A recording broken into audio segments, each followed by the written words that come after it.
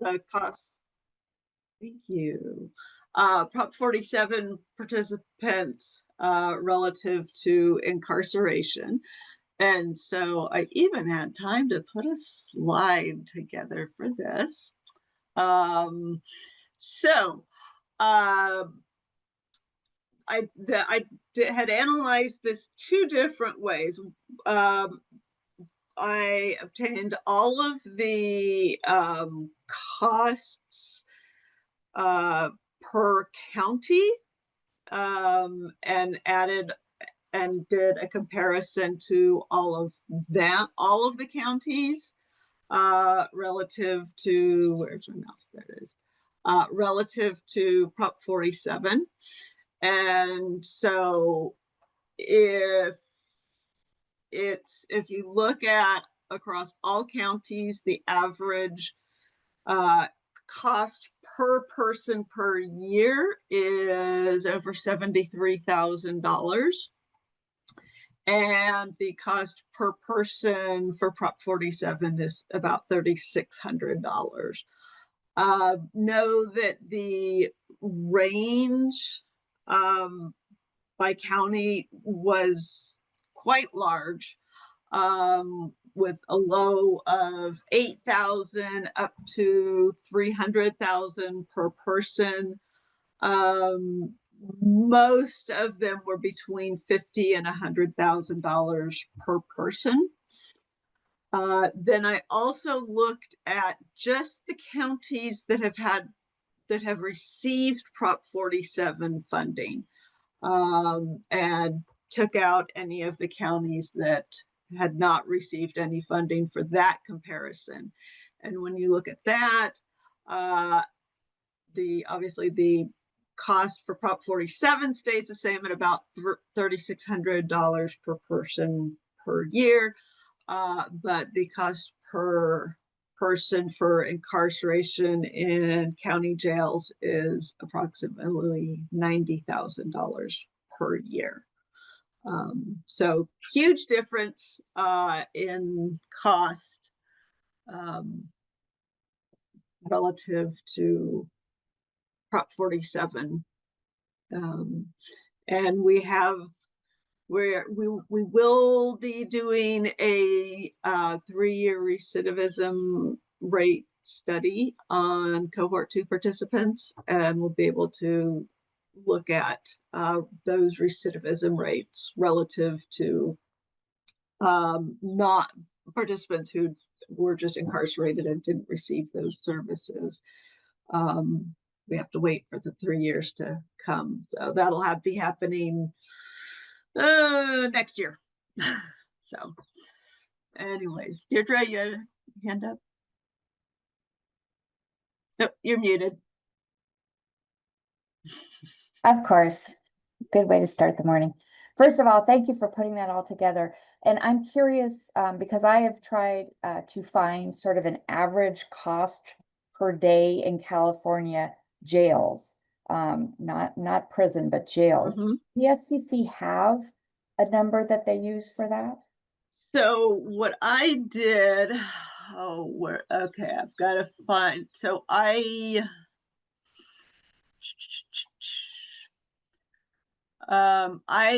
obtained the cost from the California State Controller's Office, has county expenditure data, and they actually have a line item specifically for incarceration and jails. And then I used the BSCC's data for the average population, jail population, to come up with that average cost for incarceration. Okay, awesome. Thank you so much. Sure. Yeah, Marcus. Hi, thank you. I was wondering, and very high level, if you can just remind me or us where the savings comes from. So, the Prop 47 and the switch from felonies, misdemeanors, and cost savings. Can you just remind us where all the money comes from, essentially? For Prop 47? Right, yes. So the state controller's office, they look at the number of individuals that were arrested for a felony that would have previously been or that were arrested for a misdemeanor that would have previously been a felony. And so because it's a misdemeanor, they're not arrested. So they look at how much that's saved by keeping them out of jail. And then they add that up over the course of the year and then distribute those funds to us and CDE and the Victims Compensation Board. So, any other questions? I have a follow-up question to Marcus's. So now that we know that, without me doing the math, about how many individuals are we saying then should be serviced based on this number that we got at savings? Say that again. So based on the cost savings coming to the 3 entities due to Prop 47, what's the number of folks? So like if you say you have 127 million, these other 2 programs or whatever have this, what's the rate? So like, what's the math? How many people are we saying was saved from going into this system? That I don't know. Okay, just asking out of curiosity. Don't need to look at it. Just know, and it might be somewhere posted online in the state controller's office or in some document that they have, but I don't know, and I have never looked into that. Okay. So, but it's based on these data, it's probably well over 100,000. And I ask that because the formula for us, for the state council to get our funding is by the person. So we take the CDC, the census data, we say how many people with disabilities, the federal government has this much, state of California has this many, this is what we get. And so that's why when Marcus said that, I was like, oh, wait, so then how many people are we getting based on? So, yeah, or for this crop? And I think, that the state controller's office must have that number to be able to calculate the savings, but I don't know what that number is or where it is, but they have it somewhere. So, okay, so we'll start off the morning with some good news to see that Prop 47 is actually saving, and short-term data that's like participants that we have data on 1 to 2 years after receiving services does show a much lower recidivism rate. For cohort 2, the recidivism rate was 15%. So definitely lower than what you see with the CDCR data, which I think is 1 year, I think is 22%, 23%, and 2 years is 38%. So it's definitely working. I'm at least in my opinion, it is. So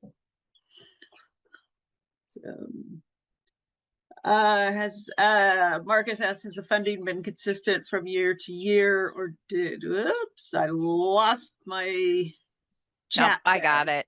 Okay. I can look up while we're talking today and see kind of what our annual deposits have been over the last 8 years or so. I think it's been pretty consistent. It has. Yeah. The funding that's come in, it has been fairly consistent. With Prop 36 passing, we do anticipate that those numbers will drop, though.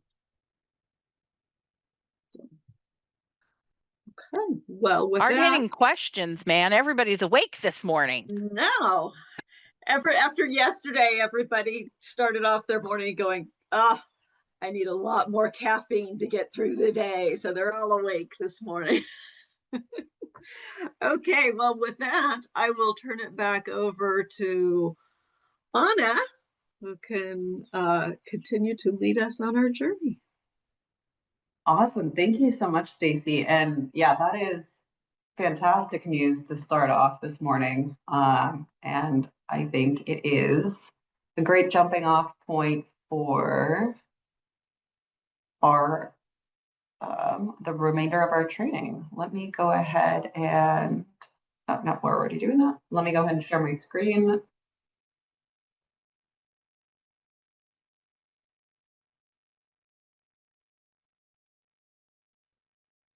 Okay. So welcome back, everyone. Thank you so much for joining us for day 2. We so thoroughly appreciate you returning.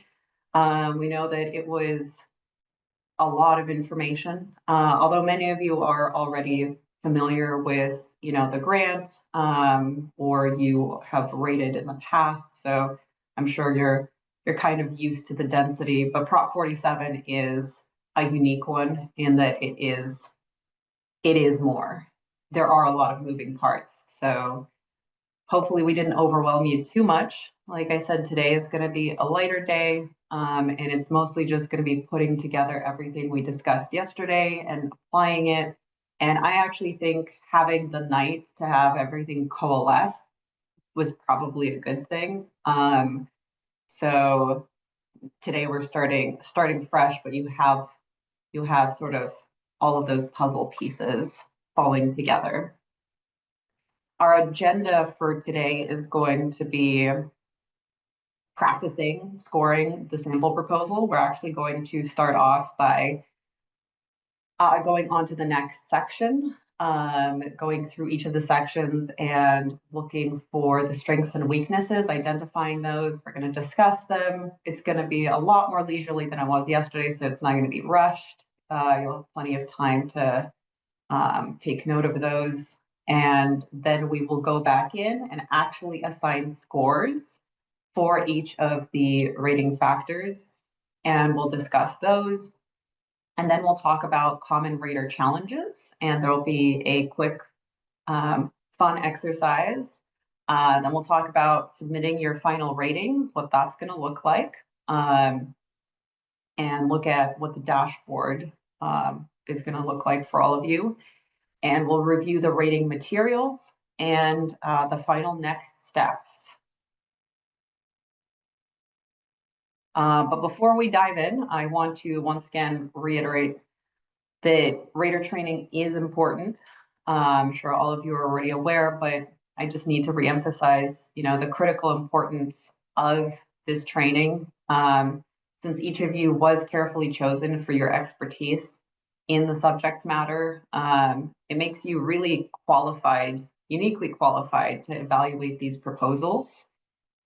It may not feel that way at the outset sometimes, but like I've said, you were chosen because you are experts to a degree in your subject matter. And so we do want your input and your feedback on these. And as raters, your responsibility is to deliver ratings that are both impartial and unbiased. I think Ross kind of talked about that a little bit yesterday. And we're relying on you to distinguish the quality of the proposals by identifying strengths and weaknesses. But it's really important that simultaneously we're ensuring a shared understanding of these evaluation criteria. The reason that we're going over them so much, and I keep reemphasizing them, is because we're trying to get on the same page. And that way there isn't too much divergence in how everyone's rating. So yesterday we did an in-depth review or overview of the rating factors and the criteria, as well as the 6-point rating scale, along with the anchors and definitions for the scale, and also the process of mapping strengths and weaknesses onto scores. And as I mentioned several times yesterday, your active participation is really highly encouraged. Many of you were very engaged yesterday, and I'm hoping that we're going to get more of you on board today, since it's going to be a little bit more applied. We're going to be applying all of that knowledge, and hopefully you can interact with one another. And then that's going to make sure that we're on the same wavelength in terms of scoring. I see, is there a question in chat? No, I don't think so. I saw something pop up. Okay, so for today, you'll want to have job aid 1 up at the ready for reference. And this has the scoring factors with the criteria and also the rating scale. And also you'll want to have your notes template up. And I mean, it's different for everyone, and you don't have to do this today, but when I'm reading anything, like I would personally use the notes template I printed out, and I would just, you know, manually write on that, because I find that I'm able to actually record more information that way, and I'm more likely to take notes just as I'm reading. Just manually taking notes, it's going to differ for everyone though. You can of course just have the Word document up. In America, you said yesterday that when you were a reader, you actually printed everything out and read it, all of the proposals and everything. Yes. So, and I can touch further on this. I know there's a slide where we can talk about like tactics on reading. But when I was a reader, I'm old school. I take notes everywhere. I don't know if you can see my little notepad. I take notes everywhere. And when I was handed my proposals, I would print them all out just because I like to have to take notes. And it's easier for me to take notes by writing them out rather than having to type them and having to pull all the different screens up.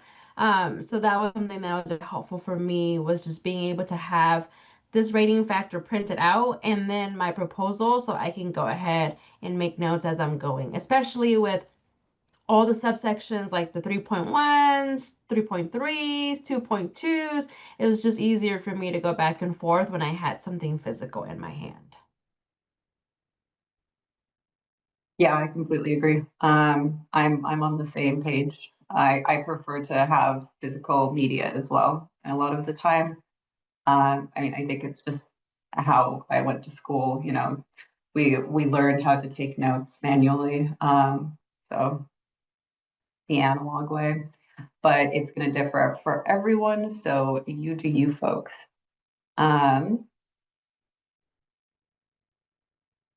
So before we actually start in on the scoring process, we're going to just go over the strengths and weaknesses again.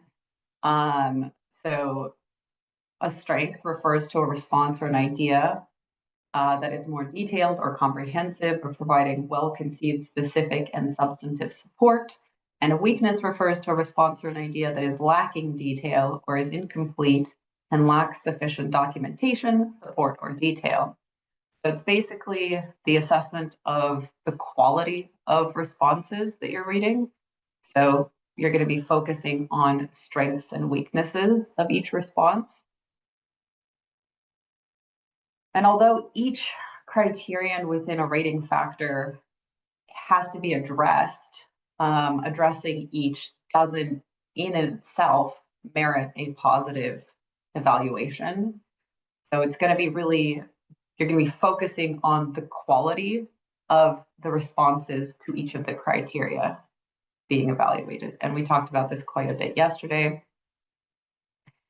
And essentially, your evaluation of a rating factor will represent how well the applicants addressed the full set of criteria for the rating factor in terms of strengths and weaknesses. All right. So this is just a refresh of mapping strengths and weaknesses onto the scale. So this is job aid 3. And this will hopefully help you identify whether strengths outweigh weaknesses, or the weaknesses outweigh the strengths, and the degree of each of those.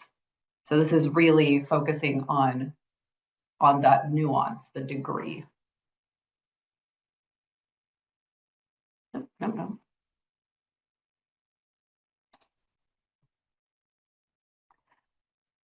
So today we are diving back into that sample proposal. And if everybody can go ahead and pull that up from yesterday. And also your notes template. And we are going to start off or dive back into the next section. So we already did project need. So we are going to be working on, we're going to be working on community engagement today. I'm going to start off with that and go ahead and read through the community engagement section. I'm going to say probably 10 minutes for this one. Read through it and take note of any strengths and weaknesses you identify. And we can reconvene at 9:36 and we can discuss those together. Although before we go offline, does anybody have any questions?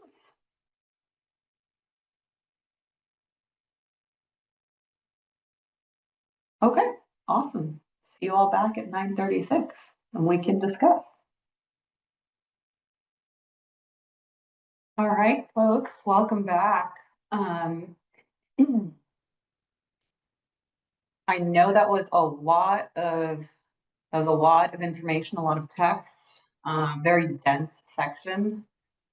But hopefully you had a chance to read through it and at least jot down a few areas where you think that they could have improved, and potentially some of the strengths.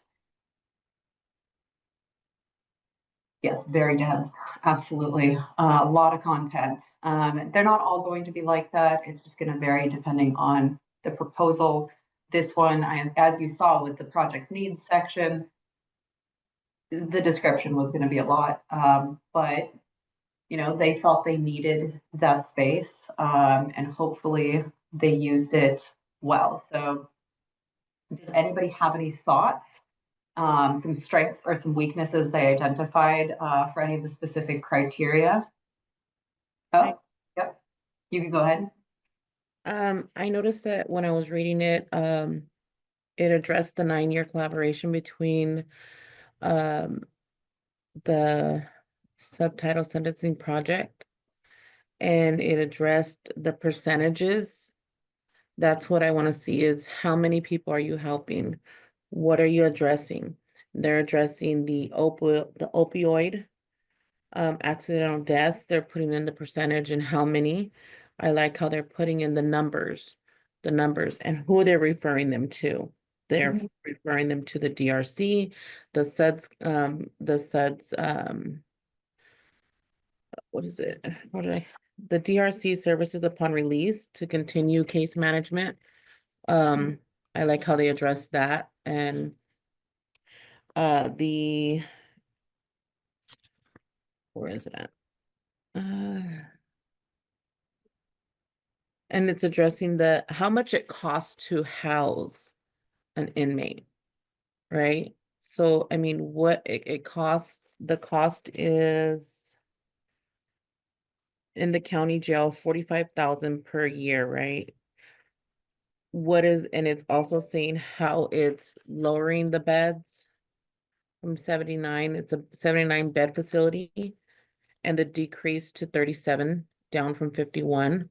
So I just like how it's showing that, like, that's the biggest strength, is showing the percentages and how it's working and what they're doing to connect to make it work, to get them the help that they need with mental health, with substance abuse, with, you know, the homelessness. How are we going to address this? And it's starting from in there. So that's the good thing.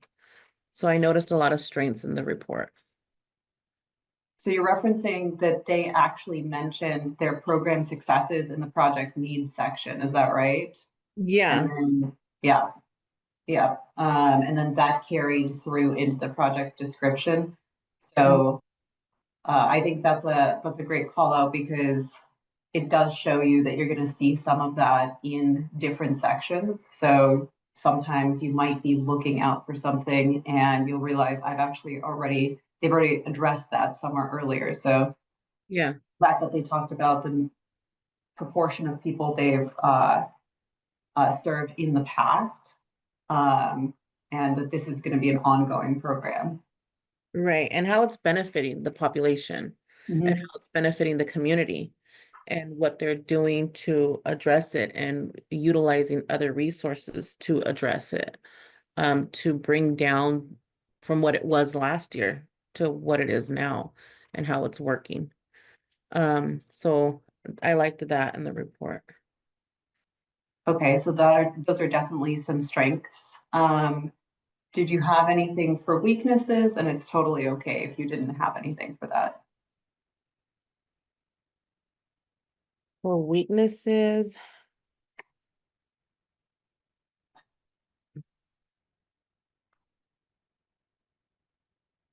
no, I didn't really see. I mean, I seen everything that I wanted to see as far as the numbers, the services, the, the treatment, behavioral health, how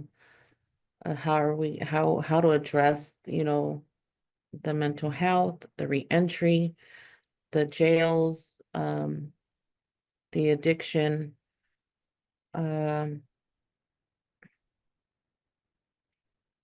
I didn't see, I mean, maybe I missed it, but that's what we have a panel for. Now, this is entirely your opinion on this. I think some people aren't going to identify any weakness, and that's totally fine. Was just wondering, but thank you so much. Does anybody else have any thoughts on some strengths or weaknesses for any of the criteria? And maybe if you want to call out which criteria you're addressing. And it has the medication treatment. Like I'm just like going in it and just highlighting because I got my little thing and printed it out. So I'm like, I'm like America, she's got to print it out. Oh, I'm with you. I'd be printing this out, especially in this format. I honestly find it easier to read when it's in analog format to be able to highlight. But Deirdre, you had something as well. Oh, yes, I see you. So I'm also paper. Yeah. So I I found they okay. They talk about in the beginning of the project description about really they're addressing system gaps, and they're doing this by redesigning their daily reporting center, right? So that's great. And then they talk about step one being, re-entry. So they're talking about people coming out of the jails and providing that service. So I thought they did a good job, and a strength was catching people right when they're released or prior to release, and doing the assessment and getting them sort of set up for success. So I thought they did that well. I had one where I went, huh? And that was, there's a line about the district attorney's office will make final decisions on the eligibility for diversion programs, which one seemed out of step in the section where they're talking about reentry, and two, where's the court in here? Usually the court is the one who's sort of, putting someone forward for a diversion program, before they've been incarcerated. And then the next step is pretrial diversion, which again seems weird. You've just talked about reentry, and now you mention this as pretrial diversion, but the language in this section is very much canned language from ORAS. Like it's taken right from how they describe the ORAS tool. And there, as they mentioned, there are 5 tools. They're only calling out pretrial. So I'm not quite sure why they're calling out pretrial. And then when they get to the next one, the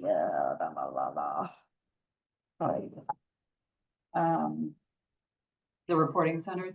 yeah, thank you. That looked really great to me. It looked like they had wonderful services, and they were really providing a lot of support.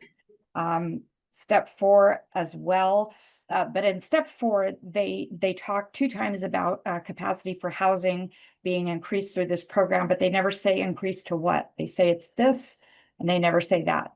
But I think the person before me, and I apologize, I didn't I didn't catch how to say your name, but I think you did great going back and seeing if that information was somewhere else in the project. I didn't do that, but that was a good thing to remind me to do that. The thing that really struck me when they get to the end of 5, the aftercare services are up to 3 months. You've just spent all this time, money, effort, and resources into this person, and you're only giving them 3 months for aftercare. So I had a question about that. The workforce stuff was really spelled out. They have a lot of good services they're offering. I just had a lot of questions. Understandable, and I think that was a very detailed review. I think that some of your questions might be answered when we get to the budget attachment, and I think that this is once again taken into account the entirety, the totality of the proposal, where you might have questions about like which elements of this and why, and what the grant funds are being used for, and why this time frame. And I think that once you get to the funding breakdown, you'll be able to get a more clear idea of that. Sandy, did you want to chime in? Yes. Okay. That was a lot. That's a lot. That's a lot. I have 2 computers going on right now. I'm trying to type, but here's what I found. And when I'm looking at this, that I still don't understand what they're doing. They mention workforce development and they just mention it, their skills, but they don't mention what exactly are they developing in the workforce. Are they developing their interpersonal, social, emotional skills? Are they developing occupational skills? Are they going for a certification? What are you developing? Is it just work experience versus development? Because there's 2 different things there. And so for me, when I'm reading this, and I was really searching for it, to say that, if people are coming from the justice system, they're coming with already some barriers to employment, and there are already skills that they may not even have yet enough to get into the workforce.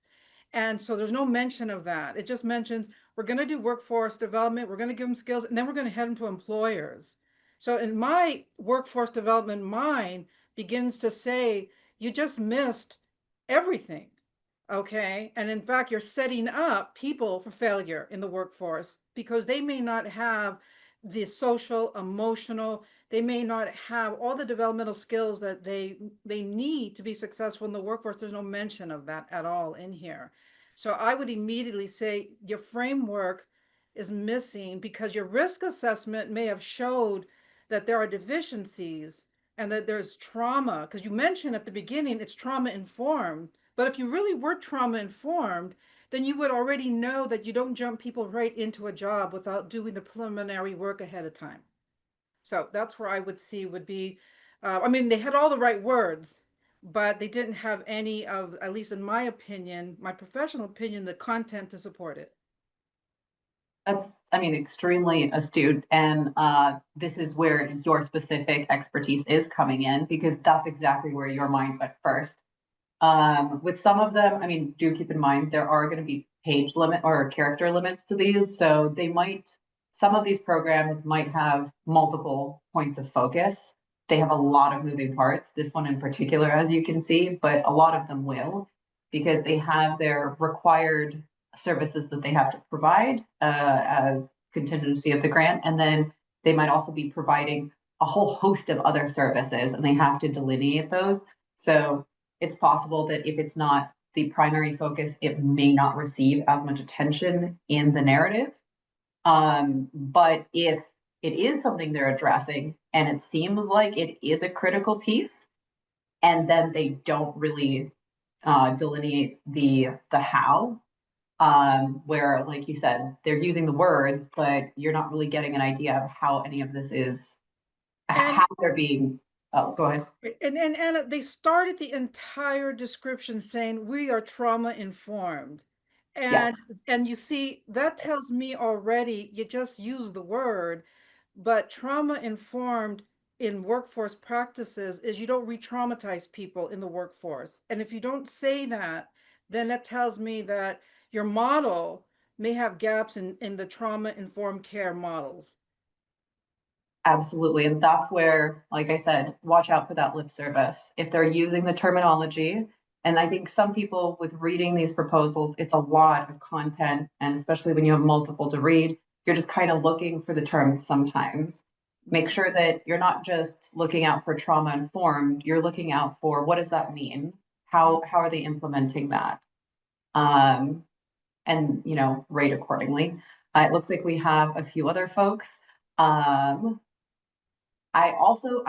so sorry. I also am not sure how to pronounce your name, and I know you said it earlier, but I don't want to say it incorrectly. Delary. Valerie, okay, It's perfect. like Valerie, but with the D and spelled differently, but it kind of sounds the same. I didn't know where to put the emphasis. I was like, Yeah, no, it's okay. Valerie's salary, I'll answer, Dale.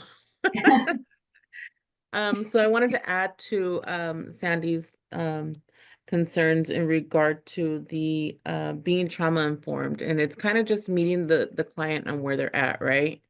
And moving it kind of at their pace. We get a lot of women coming home and don't understand what is a QR code, right? Or how do I apply for an application?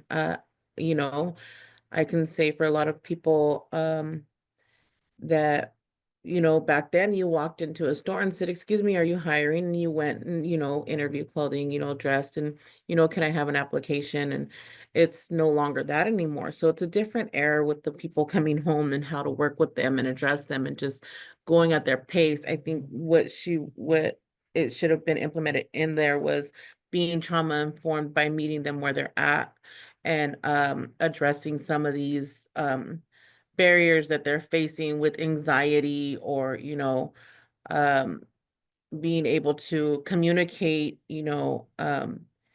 in a way that will help to push them forward and succeeding on what they want to, where they want to be and achieving their goals and, meeting them, and showing them how to meet it, being patient and just, it's kind of like teaching a kid all over again, when they come home. It's different. But then we have to keep in mind, the trauma, because you could be dealing with people coming home from DV, from HT, or, childhood abuse, or, we have a variety of people coming home with that history. So I think they could have elaborated more on, just meeting them where they're at their pace. But yeah, that was a good one. So thank you guys. no, thank you so much. No, I appreciate the very personal, call out on trauma, how you want them to interpret trauma informed, or what elements you'd like to see provided. And then, Sorry, go ahead. and then I think like how it says too, where it says engagement through intensive wraparound case management related to community-based supportive services. So I think that's great. You're going to provide rapid wraparound services, case management. What wraparound services, like identifying what is it exactly wraparound services are you going to provide for them to help them to move forward, right? So I think that's another thing. So as you guys are going on and saying pay attention to the words, I'm like, okay. Like going more in depth on what is it? Like, what did you provide? I know you're saying wraparound, but what wraparound services did they need in your agency that you're going to provide? So thank you guys. I'm learning as I go. I like it. I'm excited. That's awesome. Thank you so much. And yeah, I appreciate you're excited. I feel like I said, yesterday, a lot of overwhelm. I feel like today everyone's putting it together, and I'm really thrilled that we're getting so much engagement. Lisa, I think you were next, and then Jose. And actually, before we move to that, Marcus says also in a case for tools, and show up somewhere else, such as ACEs in the evaluation section, in assessing trauma. Do you want to really quickly just speak on that? Yes. So Yeah, just basically something showing up in another section. So, they're supposed to address how trauma, how the delivery approach is trauma informed, and so ACEs shows up in the eval section about, and that's how they're assessing trauma, but not necessarily to the level that we're speaking of, that Delary mentioned, which is, I think, more important, but that's one element of trauma, how they're addressing trauma. Absolutely. The fact that they're claiming that they're going to be doing an assessment, but they're not really going into any detail, particularly in the section where they want to be doing that. So, Lisa? This sample gives me great concern because it's the steps 1 through 6 is there. We do see some coming out, but reentry. Everything everybody said. But when I get to the point to say, do you know your population? And can you perform the services in a culturally competent way for whatever the population? The first few sentences says this program will be located at the new jail. So if I have a substance abuse issue you're trying to help me with, I'm having a bad day mental health wise, am I showing up to those services? When if you can just lock me up because I am still affiliated with the system on probation, parole, whatever, and a bad day, a bad test, why would you? What the heck? Like the first thing I'm thinking is this program is not set up or designed for success. If you know the trauma, you talk about is trauma informed, but you're having the services right there at the jail. Yeah, right. Okay. I just was like, oh, this is one of those ones where it goes back to the who professionally wrote this and said, okay, housing just where it's at alone will re-traumatize individuals, let alone when it talked about workforce development, saying we're gonna test you. And again, I'm coming from the perspective of people who maybe have, intellectual developmental delays, all of this stuff, not knowing. So if I don't pass the test, you just said in there that you're going to put that into the system, the Cal jobs. So many things I've seen wrong with this. That is setting people up for failure rather than success. So I'm like, what experience do y'all really have? This, and I don't have that information there. So for me, when I'm looking at that, I'm just like, yeah, no, thank you. Like you got to sit down and talk to me, and somebody needs to be able to tell me this. Who's running this? Not just who's writing this, but who's running this. And we already saw up above when we looked at the committee, it is not reflective of the community and the folks. So this is just giving me great concern. If this was an actual whatever's going on, I have a lot of concerns about this one that I would be like, yeah, no go, unless you got to consult with everybody else and give us some more. So that just what touched me right away, especially when we think of the Black community and our Black men who could use these services. Great, written well, would really do some good. I'm not going to that jail to get these services. So it's discounting me, and that's what I see the problem is for the most vulnerable populations to have the program at a jail site. Just said, no matter what the number they put there, is that really going to be, and then they don't talk about the case management stuff. They're saying they're going to be new. How new? New here or new in the field? So put all that together and I got some serious concern. Sorry, as you can see, my passion is coming out. When I saw that jail stuff, I was like, oh my goodness, no, absolutely not. So there you have it. I mean, I appreciate, once again, like I said, this is all of you have your individual expertise and you're contributing bits and pieces, but I'm seeing a lot of folks on the same page. And I'm seeing folks in the chat as well who had a similar adverse reaction to this. And I understand.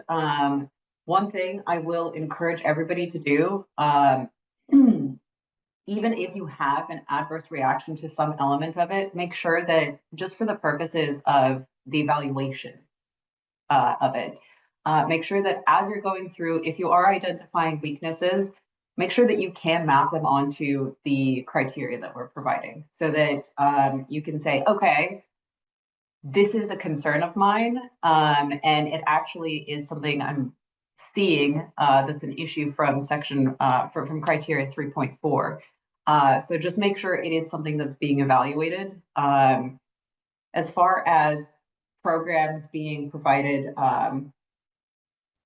the actual location of the programs, I mean, there are going to be some that are going to be post-release that are going to be on site. So, you know, this probably won't be the only one. There will be multiple programs such as this. I think it's more important to look at the totality of what they intend to provide. But I do see that many of you have called out other issues that you're finding, particularly with the fact that there isn't a lot of specificity, especially with regard to staff.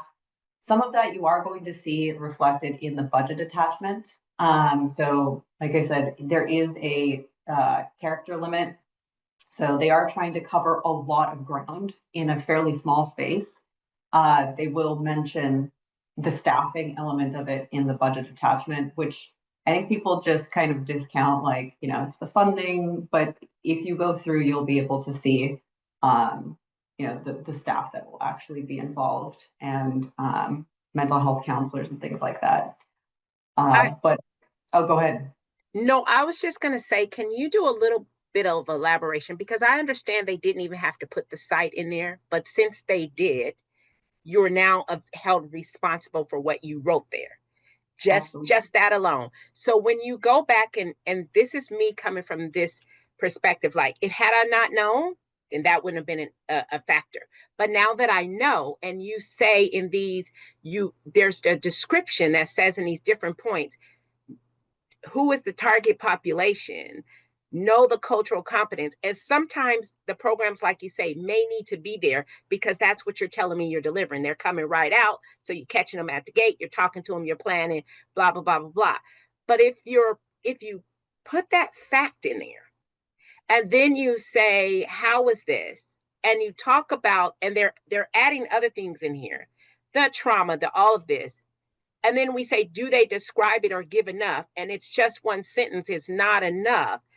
That's where we're talking about how the connector, it's like, had I never known that, that would have never been a factor because I wouldn't have looked for it to see. But since you put it in there and all of these other things, it goes back to say, when we look at so many of these and it says, are you aware of who your population is that you're serving?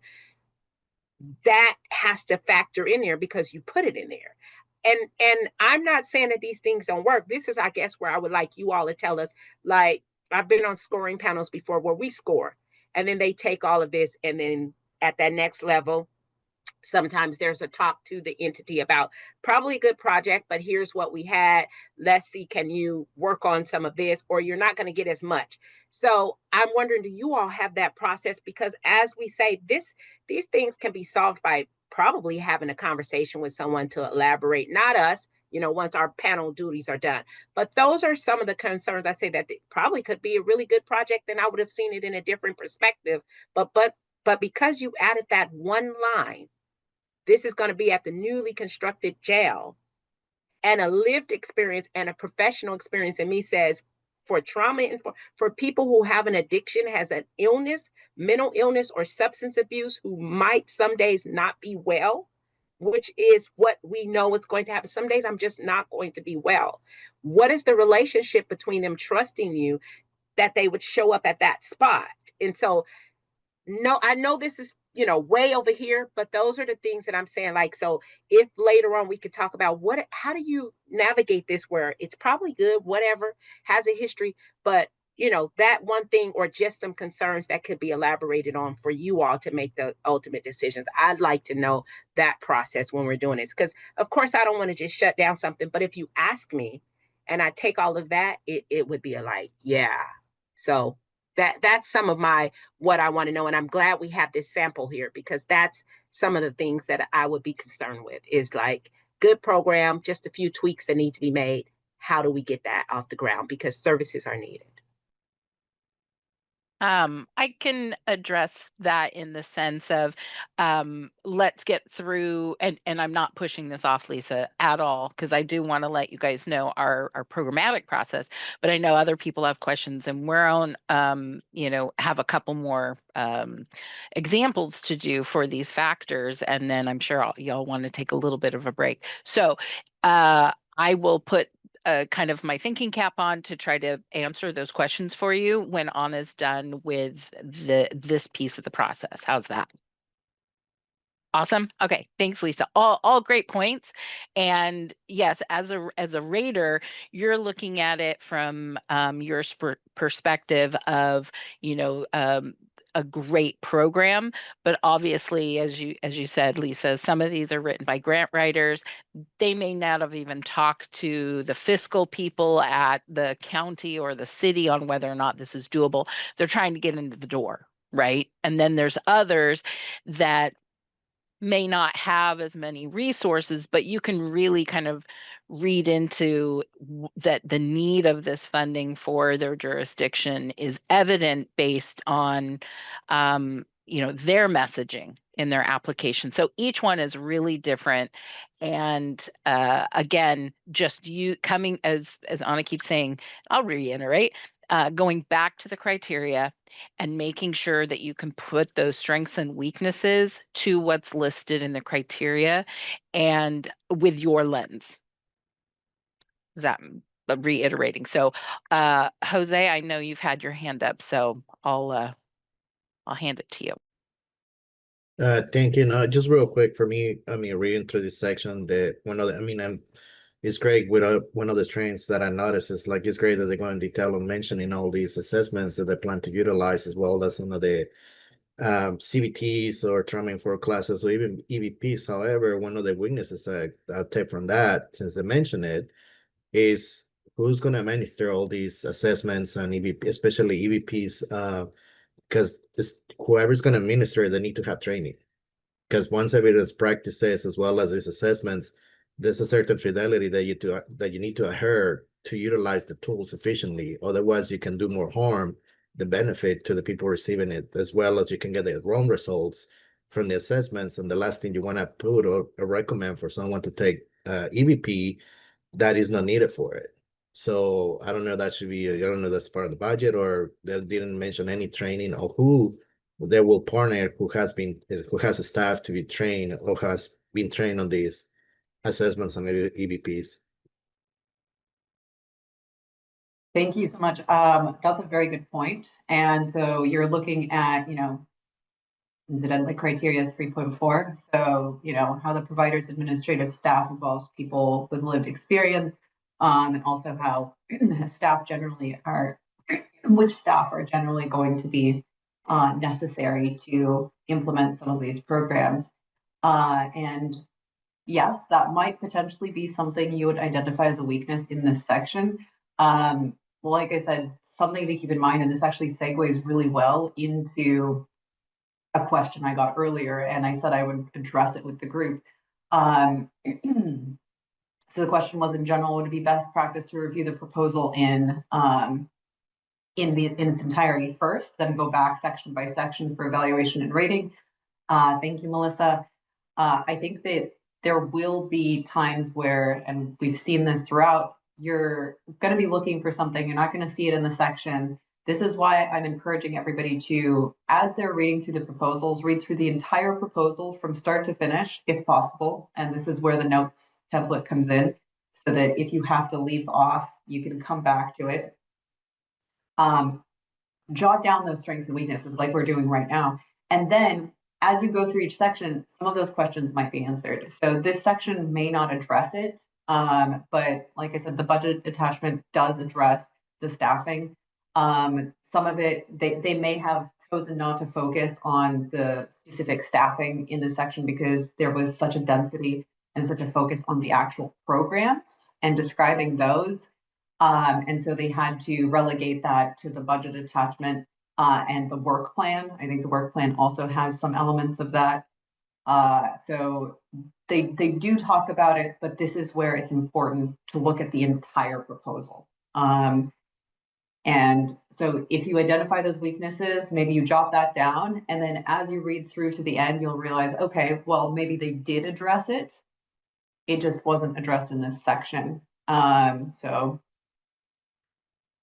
hopefully that helps. But if it isn't addressed in the budget attachment or the work plan, then absolutely that would be something you'd want to note as a potential weakness.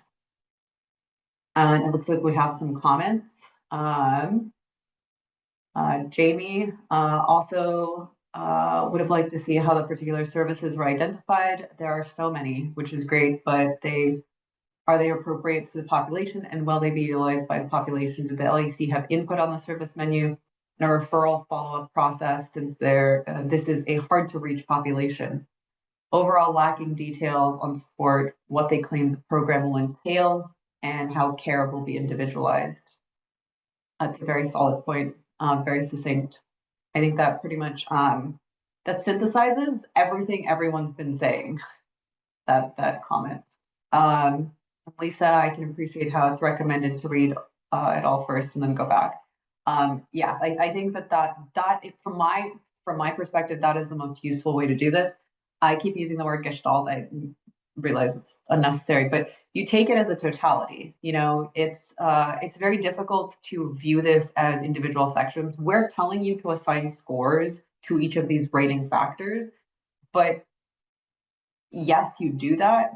But my recommendation is you read through the whole thing, you get the entire picture of the entire program, you understand the population they're trying to serve, who's involved on the LAC, how they factor into the community, their lived experiences, the programmatic elements, and then also the budget and what funding they're seeking. And all of that will tie together, hopefully, after you read through it completely. And then my recommendation is going back and then assigning those scores. And also at that point, you might identify elements that might have been missed in a previous section.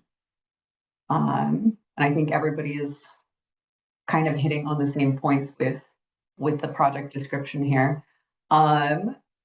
Awesome discussion, just absolutely phenomenal work, everyone. I really appreciate the different perspectives. But despite that, I think we're all seeing that everyone's coalescing around the same ideas and thoughts with this section. So this is exactly what I wanted to see. We're on the same page. You all have different experiences, different lens that you're bringing to this, but everyone's kind of ending up in the same place, having read this. So this is a good sign. Deirdre, you had a comment? Yeah, just a quick question, and you may be talking about this later. I'm just wondering, after we do our individual reviews, is there going to be an opportunity to talk with the other people that reviewed it, or we're just doing this separately? Unfortunately, you're going to be doing it separately, and please do not talk to any of the other raters. So this is it's each individual person is rating, and then only we get to see the scores in their entirety. Thank you. We did used to have a process where we'd come together post rater training to discuss the actual elements of rater training. But not so much. Actually, did we have a process to discuss the actual proposals after the fact? And then we haven't been doing that for a few years, right, Stacy? Yeah, we stopped doing that because each proposal needs to be treated equally, and there wasn't time to discuss every single proposal, and we were just discussing the proposals where there was a great deal of variability in the scores from the different raters, and so we stopped doing that.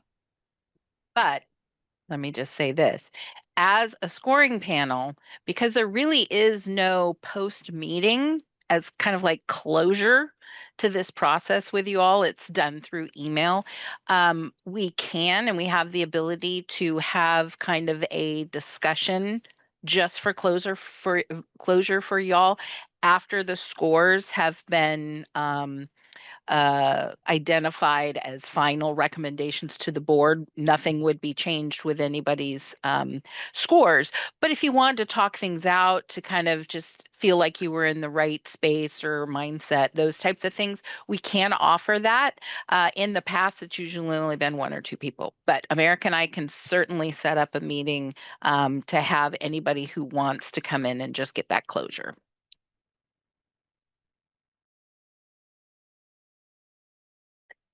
I think you're muted, Deirdre.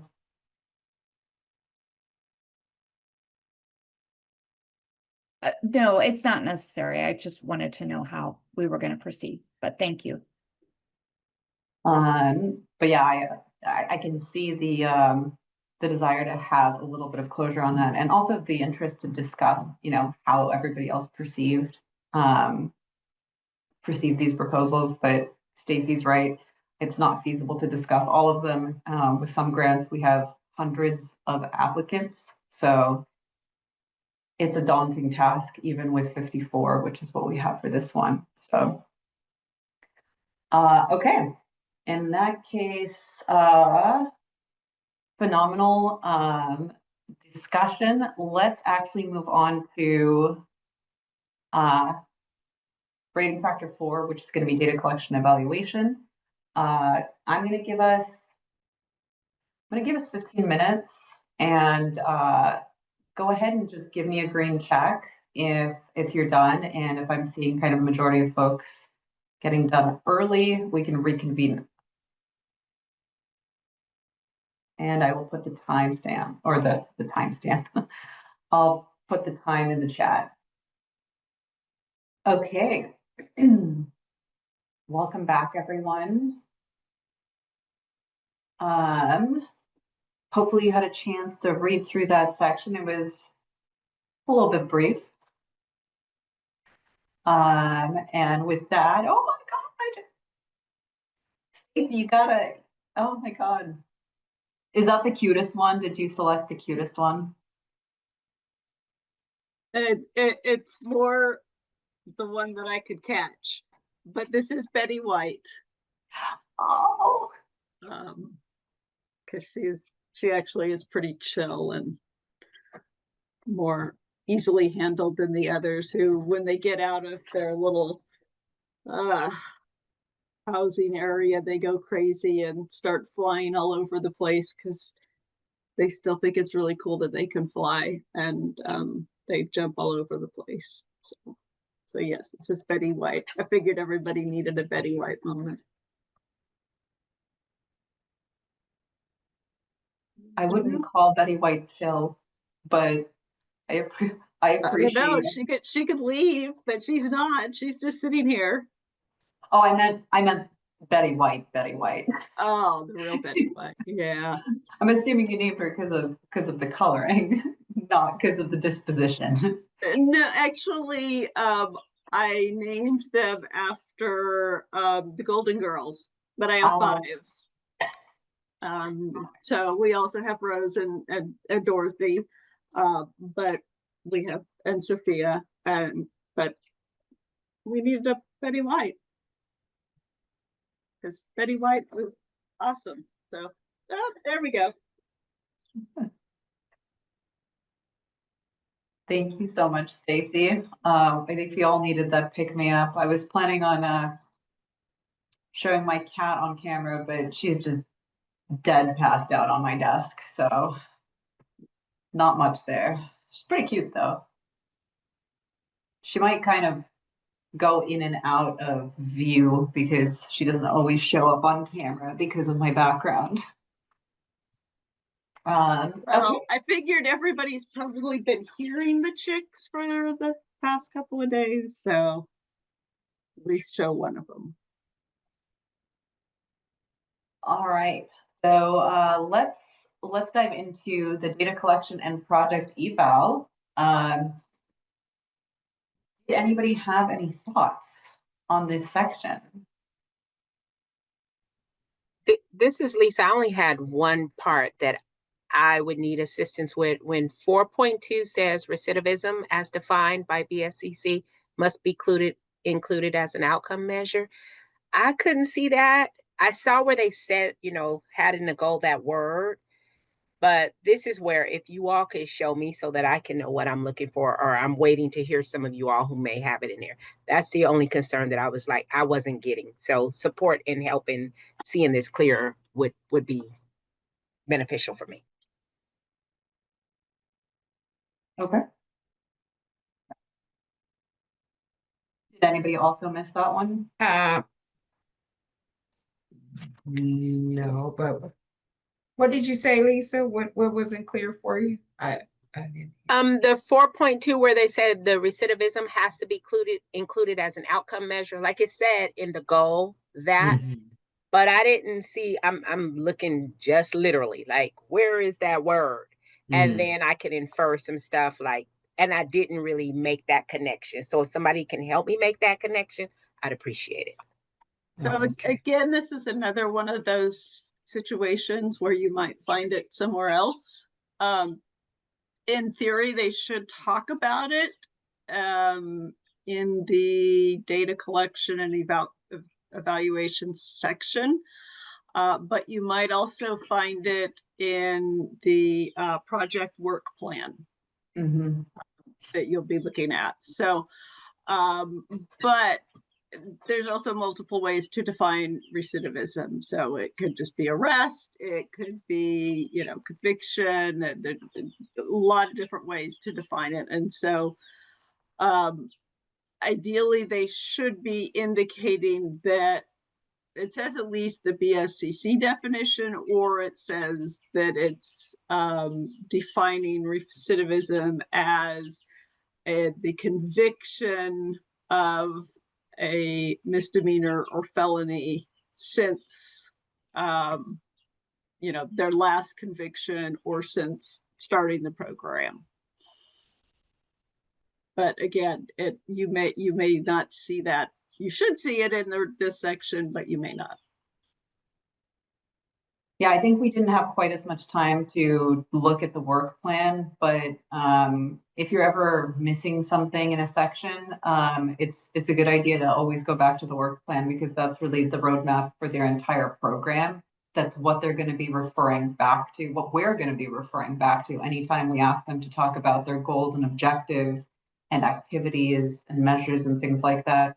So always check in there as well. Andy?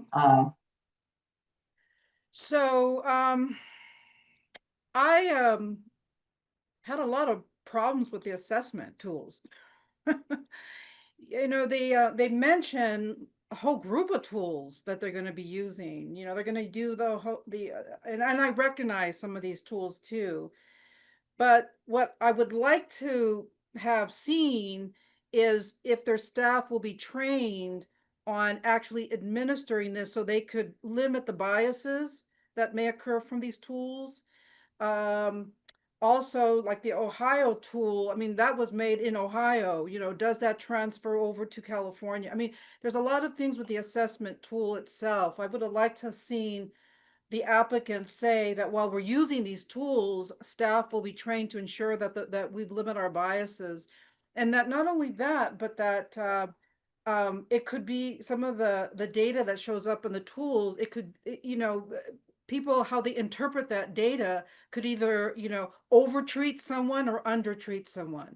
And so I would like to see the applicant agency add more of how they're going to do it, other than just listing, we're going to do this, we're going to use this tool, we're going to have that tool, we're going to do this tool. You know, the tools are good. I saw them. You know, they're very insightful, but I don't see it very holistically being administered. That's what I would have liked to see. Potentially a concerning issue. One thing though, and I keep going back to this, but make sure that and that is something that you might want them to address potentially in the project description section. But as far as data collection and evaluation, make sure that you're mapping these concerns and weaknesses directly back onto those criteria. So if you identify something that seems like a shortcoming, and the shortcoming that you're describing absolutely does, it's already been called out, and something that wasn't described in really any detail in the project description, but you might not necessarily see that in the project, the data collection in the eval section. Right. No, and I don't, like, for example, the ACEs, you know, they're using a tool for ACEs, you know, we don't know, I mean, they don't mention, and there are many tools for that, but, you know, for the population that we are addressing, you know, there are certain indicators like secure attachment disorders that contribute to the trauma, but the ACEs tool will not capture that. So that's what I'm saying is I would like to have seen a little bit more of, and I saw that where it says identify the process, you know, as part of the process, more explanation of how these tools will be used. Because for that reason, like for example, the ACEs, I know I'm familiar with that, and that one has a missing indicator. It does not capture insecure attachments, and that's heavily populated in prisons right now, is data that shows that. So you will miss that entirely if you use that instrument. But if you use that instrument and you're talking to the people that you are administering this, and there's some discussions around that, that might trigger the conversation where you'll capture that information, not by the tool, but because you're having those interactions with people. And completely valid points. I do think it does need to be kept in mind that there are going to be limitations. This is just a preliminary proposal. So this is just to get their foot in the door. There isn't enough space here. We're not even providing them enough space to be able to really elaborate that deeply on a lot of these elements. Like they have to describe their entire scope of their program. So what you're talking about is something we might want to see in the project description if they had space. Although, as you saw, their project description was pretty jam-packed as it is, and chances are that did max out their character, their page limit, because this isn't just us setting the page limit. It is for the purposes of the proposal, but they will also be providing us an LEP, a local evaluation plan. So once they're funded, we will require them to go into a lot of detail, and I do mean a lot of detail on their actual program elements about everything everyone is talking about here. Everything everyone's been describing as potential limitations. This is just to make sure that you're getting an idea of the overall program and that you can comprehend what the intent is. And on the basis of all the information provided, it seems feasible. We will also, like I said, be looking at those local evaluation plans and providing them with feedback on those to make sure that if they aren't providing enough info, we feel, or they're not using the necessary tools, or they're not elaborating enough on how these tools map onto their expected outcomes, we will assist them with that. We will provide technical assistance, and we'll hopefully help them collect the necessary data. So I think that it is absolutely understandable that you want to see more detail with regard to the staff and the specificity in terms of the measures. This is something you're probably not going to see in a lot of detail in the data collection or project eval section. Some proposals might have it in project description. And I think that it would have made sense to have ACEs and some of these measures also referenced in the project description. But like I said, I think some of it may have to do with the fact that they have limited space to work with for the proposal. And I wanted to add to that, and Anna, you just answered my question I had earlier. So Helena, that's what I wanted to know is the technical assistance, because we're giving you this, but that next level of saying give a little bit more. So you answered that for me. Thank you. That's what I was wondering. Absolutely. Very thorough technical assistance. So, and like I said, the local evaluation plan is significantly more dense than this. But we can't be asking raters to review something at that scale. So this is basically just to give you an overview of the program and hopefully the feasibility of it based on your judgment as subject matter experts. If we were to provide you with that local evaluation plan, and no one would come back, if we're being honest. It's a lot. It's a lot for us to review. So. But I completely understand your concern. And Marcus, do you want to just talk about that? Yeah, so was it the work plan or did you say the local evaluation plan that we could refer back to for say like the measures or outcomes or goals? Oh, the work plan, yes. The work plan, Mhm. okay. Yeah. Is that part of the scoring packet? Or are they scored on the work plan as well? Is Yes, that they are. So okay? the work plan should be in the packet that you received. Okay. So it's, if you scroll down, it's the first attachment on there. It's gonna be the work plan, and they are gonna be scored on the work plan in the project description section. So there's a criteria in there that actually addresses specifically the work plan, making sure that they have delineated their goals, their objectives, the activities, the timelines. And this is where you make sure that the timelines make sense for the activities they've planned, and that the outcomes that they've proposed actually make sense for the goals that they've proposed. Um, Okay. Yeah, so so no, I just wanted to make sure. I forgot that it was in the project description, but I just wanted to make sure that it was connected to all the scoring and it's not this separate document that we're using to make our scoring decisions.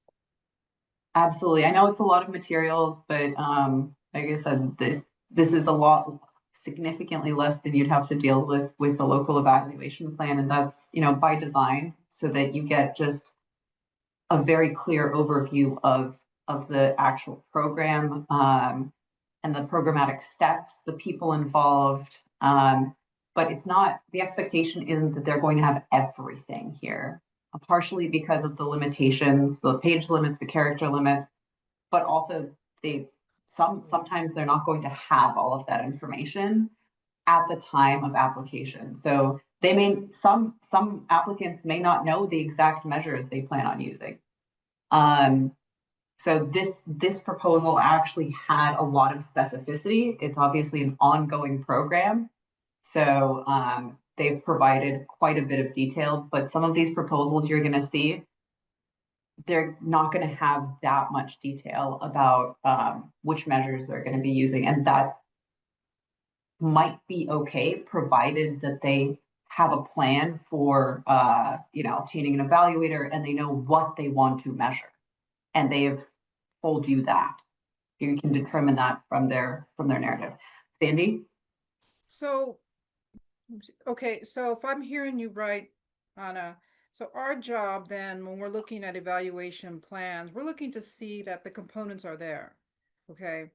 But our job isn't to determine, for example, our job isn't going to be determined to have an opinion is to if that's the best tool, because it's a tool. It's a tool. So that I'll give them credit that they got credit for that. It's a tool, and they put a variety of tools.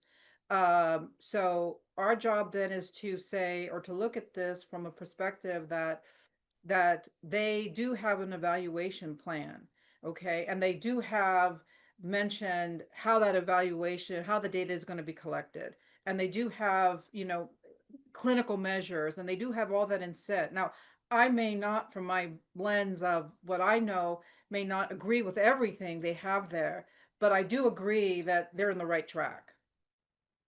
Yes, I think that that's exactly a good way of framing it, because some of these tools aren't going to be the ones that you would use to evaluate these particular outcomes. Got it. And there are a variety of tools that can be used, but this isn't about diagnosing. And, this is a program that's been, ongoing for, like I said, a very long time. And so, they probably have, in this instance, they have people who, professionals who have selected these particular screening tools. So yes, I think it's more about making sure that they seem to understand which tools or which measures they are going to collect. Some of them, like I said, may not know the exact tools. They may not know the specific measures they're going to be using. It would be ideal if they did, and we do ask for that information in the work plan. But what I think we really would need to know is how they plan on quantifying their outcomes. So we ask them for process and outcome measures in the work plan, and you're going to see that. And I think that's more useful. because they can always select the necessary tools. And if they don't select tools that make sense, we will assist them when we Okay. provide TA, when they submit their LEPs. Okay. Stacy, does that all kind of align with your experience? Yeah, it does. I think you did an excellent job answering it. And I think it's just important to, to make sure that you're sticking to these rating criteria for what you're rating them on. And so, when it's, excuse me, it's talking about, when it's talking about, sorry, the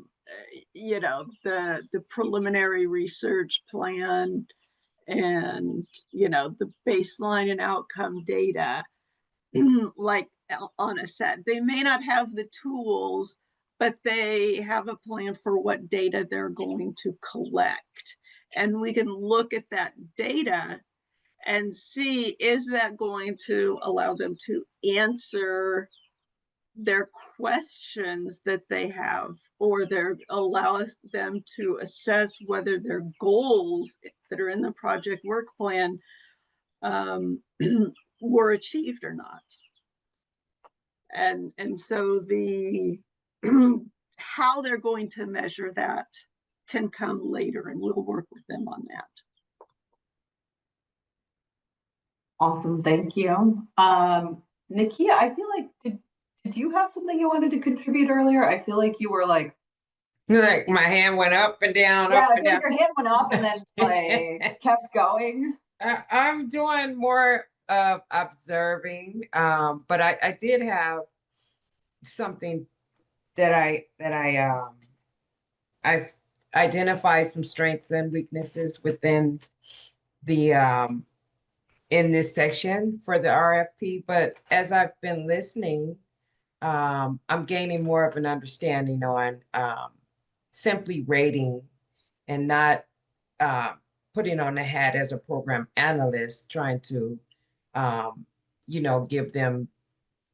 tell them exactly how these things should be implemented within their program. So, yeah, I had some input at the beginning, but I think listening has done me a better service. I've gained great insight from listening to each one's input and how this actually what is the expectation for us to actually rate these these proposals rather than judge them. I Yeah, want to and say I agree with. I'm go sorry. ahead. No, Lisa, I go. just got it too. I'm there with you, Nakia, when I was saying that, and Sandy before when you said it, I was listening to, and Anna when you said, I wrote it down, intent and feasibility, and I was like, okay, all of this is shifting my perspective on what my role is, and so I thank you all because I'm listening and I'm like, okay, well, let me make sure I got this with what your expectations are. So it's hitting home right now to me too. I agree. That's awesome. All I was going to say is I did put the page limits, what it would be in Word. And there are some executive steering committees that want a lot more pages. But what we're trying to do is get an overview and saving everybody from themselves of reading a dissertation of 50 some odd applications. What sounds great, wish we could do is have this whole group together to formulate a full program that could be implemented in the communities, because you have such great insight and knowledge that you're bringing to seeing on paper, as I think somebody said, kind of not assessing their program, but and what you would do, but how this works in totality for the 12 pages they get to give their proposed project. viewed and scored and rated to be funded. And then as Anna had stated about the LEP and what the technical assistance they give for the evaluation piece and making sure that the measures are actually going to measure their objectives and their goals.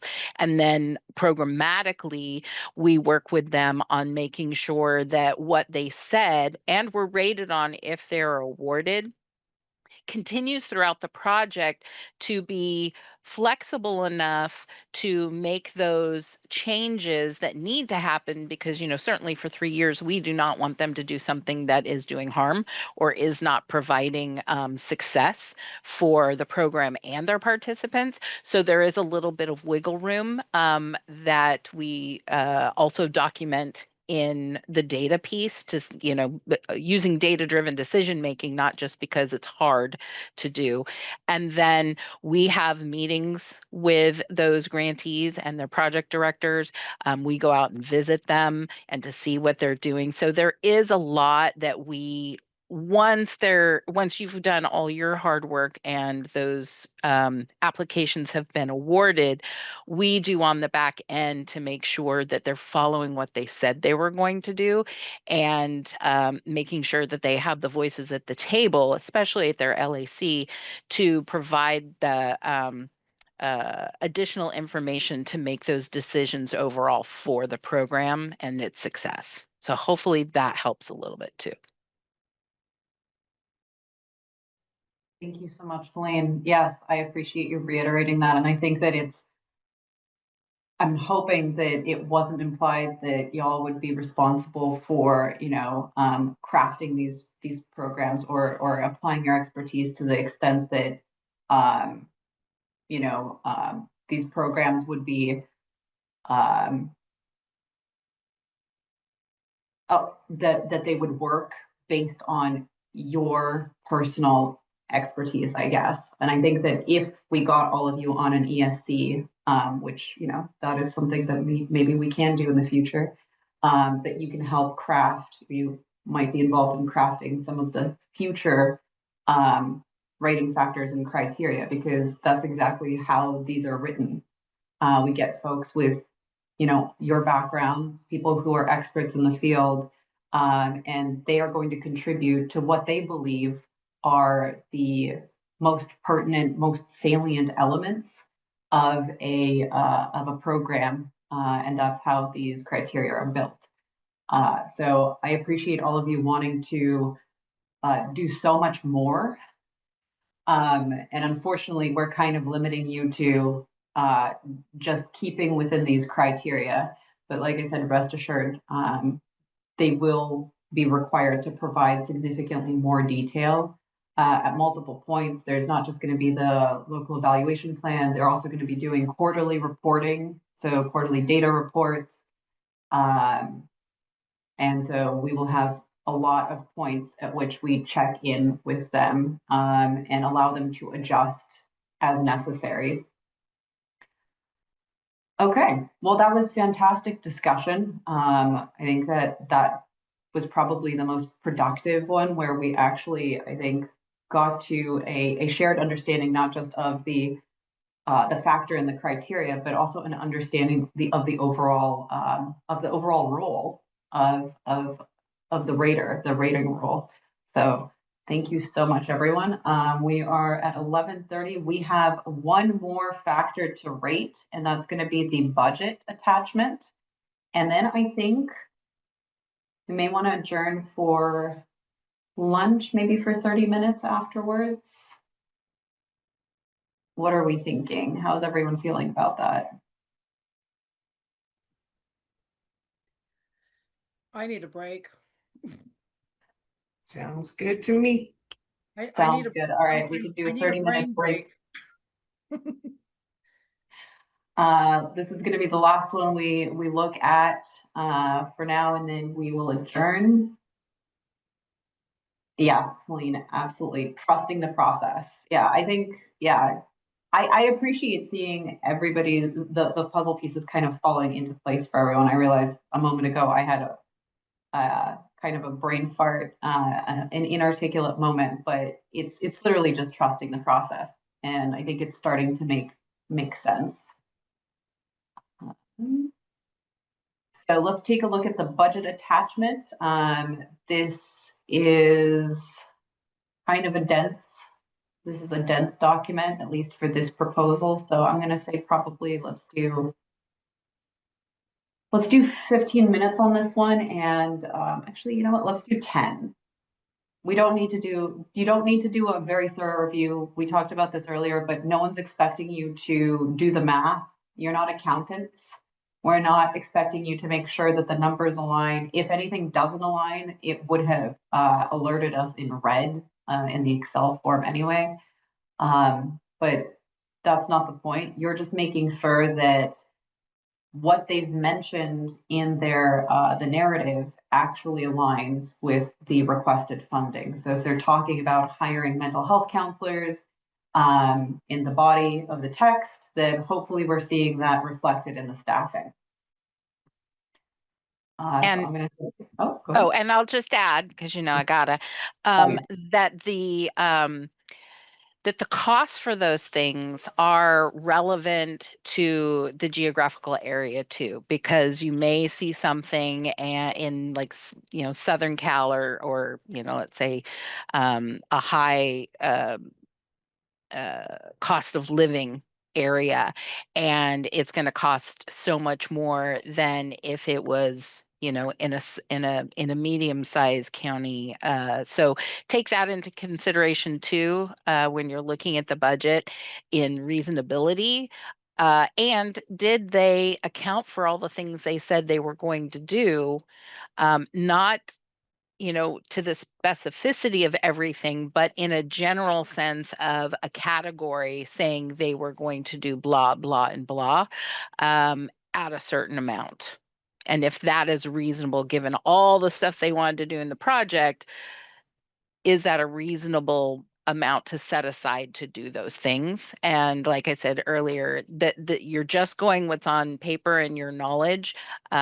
So the detail, if they're awarded, will be worked out on our end to make sure that the funding is being spent appropriately and reasonably and consistent to what they were awarded for. Thank you, Helene. All right, welcome back, everyone.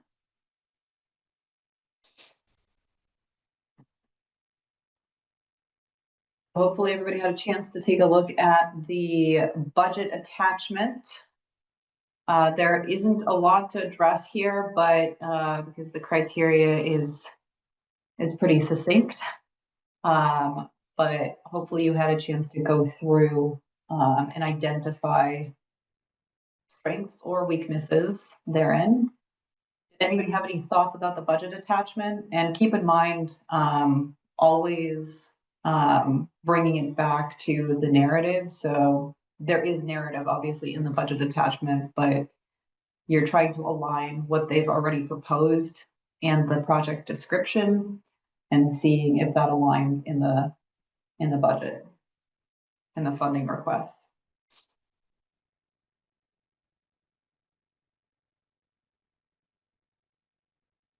I only have one question for clarification. This was easy to understand. But when we did the original scoring and you get the, if it's the more than the 50% or will we be responsible for adding that? Okay, then that's all I needed to know. Okay, Yeah, cool. Got it. those additional points are going to be added on the back end. Yeah.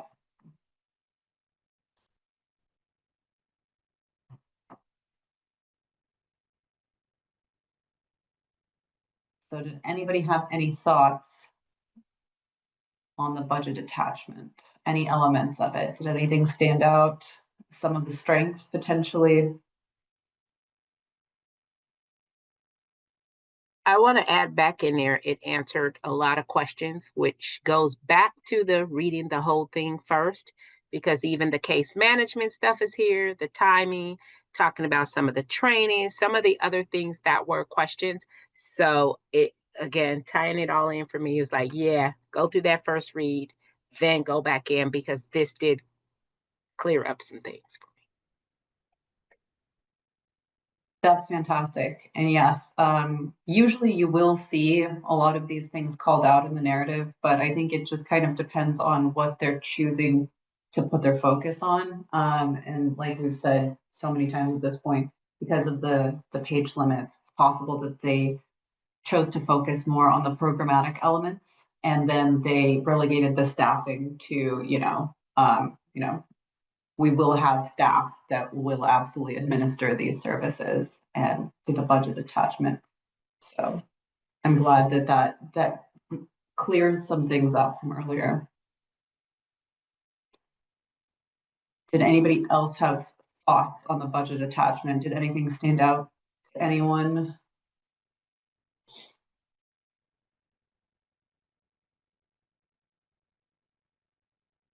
Even if they're just, it could just be positives. I know, I feel like we have a tendency for a negativity bias as humans, but also especially when we're looking from an evaluation standpoint, we tend to look for weaknesses, and I think it's easy to find weaknesses, but I'm also very interested to see if people identified strengths. And just remember, if you start talking, then we get to go to lunch break sooner.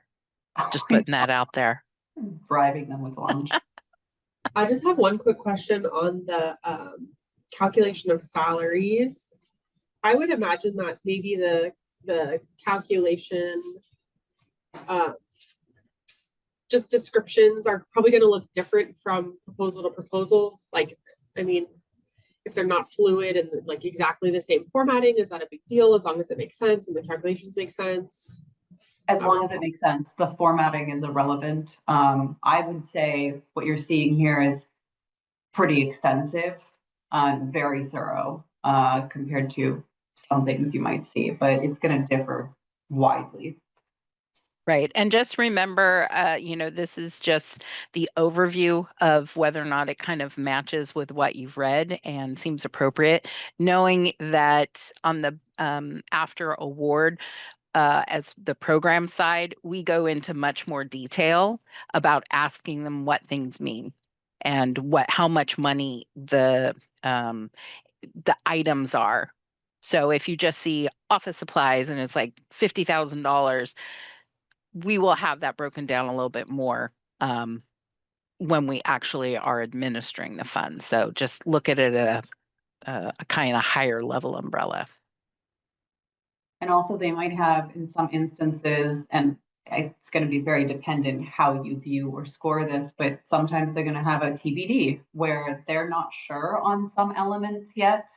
So they may have an approximate amount that they're going to require for something.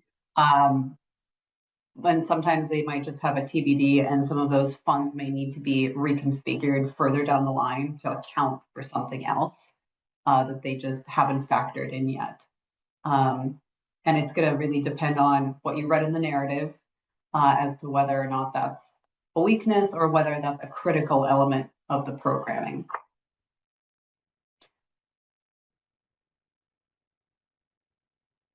Can I ask about supplantation, because I found it in the actual RFPs.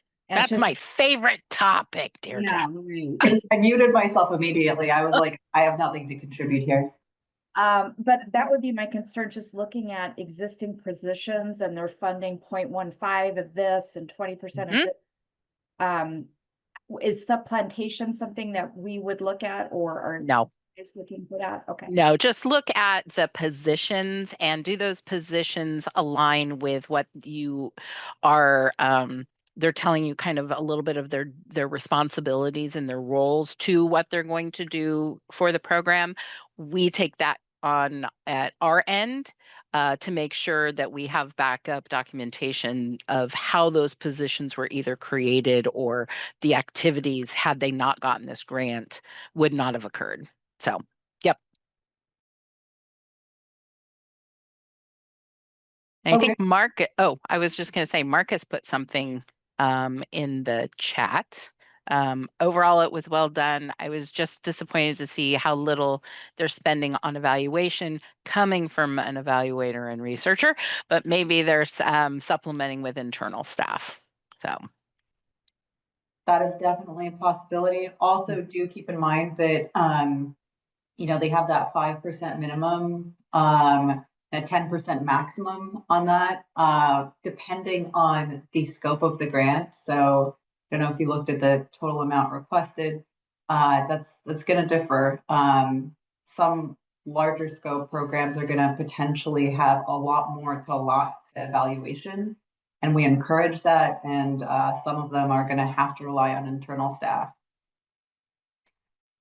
But all good contributions, folks. I realize that this budget attachment isn't wildly exciting. I think it probably is just pretty thorough, and I think for some of you managed to address some of your concerns from earlier sections, which is, I think, a fantastic place to actually to leave it, and to kind of reiterate, as I have throughout, that this is the importance of reading the totality of the proposal in order to see if something that you missed in one section might be addressed further on, or even if it isn't, whether after you've read the entirety of the proposal, getting that more holistic synthesis of it, I guess, you realize, okay, these elements that I was concerned about earlier on may not be as relevant a part of the program as I originally thought.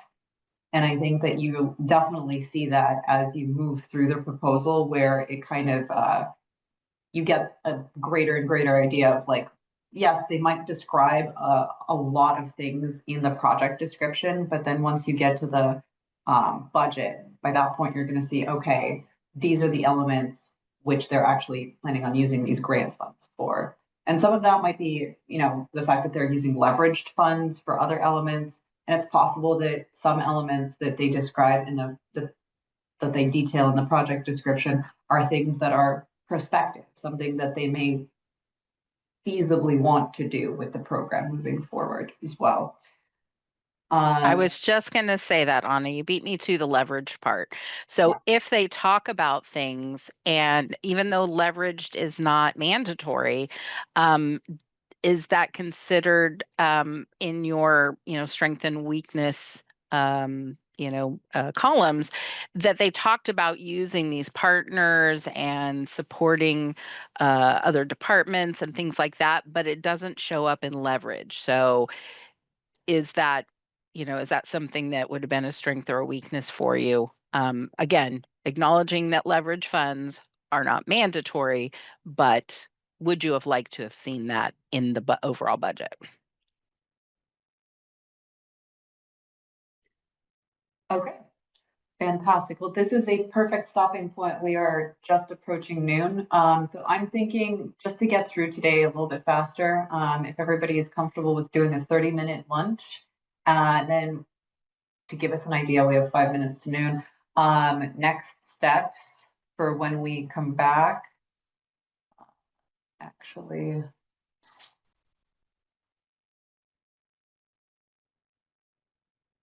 why is my screen? There we go. When we return from lunch, we are going to actually go through all of our strengths and weaknesses, and this is where we put it together finally. I realize that this has been a lot of work. Everybody's put in so much time and effort in evaluating this proposal, but this is where we get to put it all together and reference back to that, to the scoring, to the factor scores. And this is where you're going to be assigning a score from 0 to 5 for each of the rating factors. You're going to refer back to all those strengths and weaknesses you jotted down, and you're going to think about the proposal in its totality.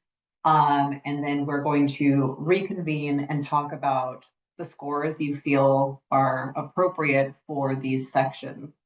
This is going to go a lot faster than the strengths and weaknesses. There's not going to be quite as much discussion, but I think we're going to see that, as we saw with the strengths and weaknesses, that we're going to be very closely on the same page.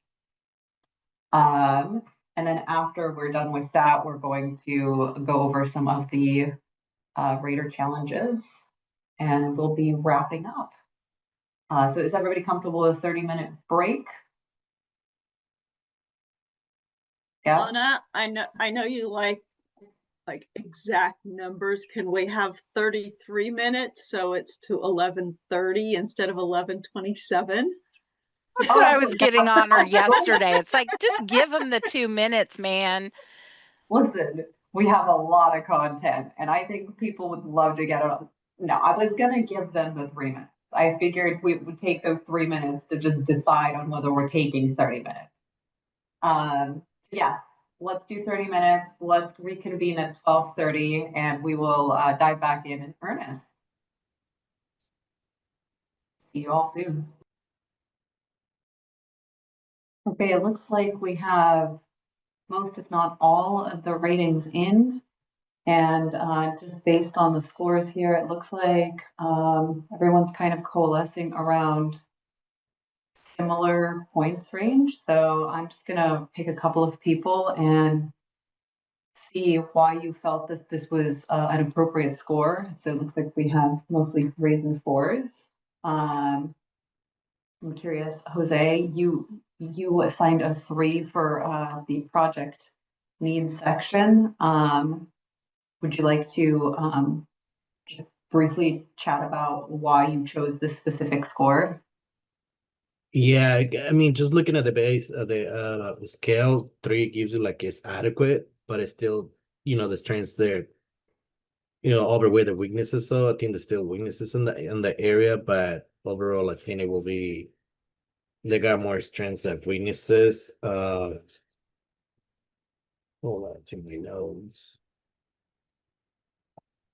And then kind of what was discussed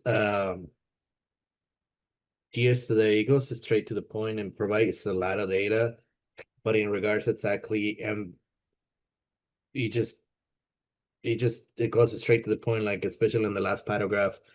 I mean, a lot of the content is just it seems that they tried to provide, but it's just the last paragraph where it just said like, okay, we need like a wraparound services to close the gap. That's about it. So, which is like, okay, I get it, but is there more to it? There's still, for me, they still could provide little more details about their need instead of just like spending more 50% of the space to support the need for it. So, and historical data is good, but at the same time, okay, it's historical data, so we get it. You had the need, we can move on, and then did he address the point of the diversity of the population they're gonna serve, obviously given their community composed, but nonetheless, that's all they talk about it. They didn't go into a little more details. What about that your own community though? Even though it says one primary, one ethnicity or one background, or community, still there's diverse within that community. So Oh, absolutely. Thank you. And yeah, you touched on a few of the elements that were discussed yesterday when we touched on project need. Did anybody have any other thoughts? The folks who assigned a 3 or who wanted to speak on this, or maybe we talk about the folks who assigned a 4. Melissa, it looks like you scored project need a 4. Do you want to just quickly chat about that? Yeah, sure. I definitely felt like it aligned with the 4. The response addresses the criteria in a substantial way, and that it had more strengths than weaknesses. So just kind of like meeting that threshold definition. And I felt like the project needs demonstrated their past successes and weaknesses. They provided a lot of data in, their target populations, and overall, I just felt like the demonstration of the need was significantly met within their write-up. Okay. Yeah, absolutely. Thank you. And yes, I think as far as the extent to which they addressed the underserved population, I think we talked about this yesterday, that it they do own up to the fact that it's just not a very diverse population in terms of ethnicity and race potentially, but they do touch on the fact that it is a very low income population with high substance use. So hopefully that addressed that element for some folks. But thank you so much. That was great, folks. If anybody has any other thoughts they want to contribute to Project Need, I think, as you can see, seeing this in the chat, everybody's kind of on a similar page in terms of interpreting the strengths and the weaknesses that we discussed yesterday. I realize the Project Need might be a little bit more tough because this was the first one we reviewed together. It was very dense, and it was also yesterday. So I think it's going to be a little bit easier to look at the factors that we evaluated today. So with that, I'm going to give us another 5 minutes, or as long as it takes folks to kind of put their scores in the chat. But just 5 minutes to review the next section. So we're going to be looking at community engagement here, and go ahead and assign a score. You can put that in chat, and we'll see where the scores land. And we'll have a quick discussion as well.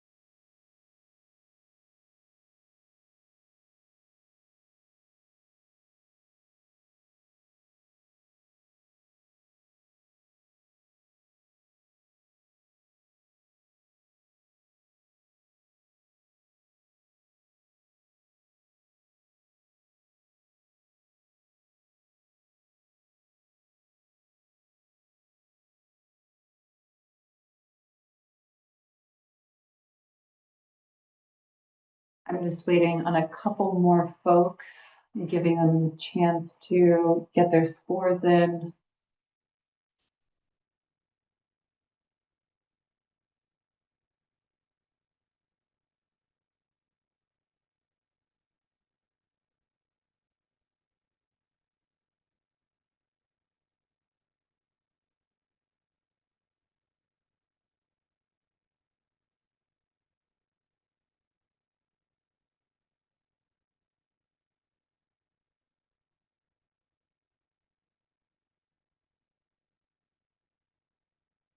Okay, I think we can probably just start the discussion, and if you still want to add in your scores, that's totally fine.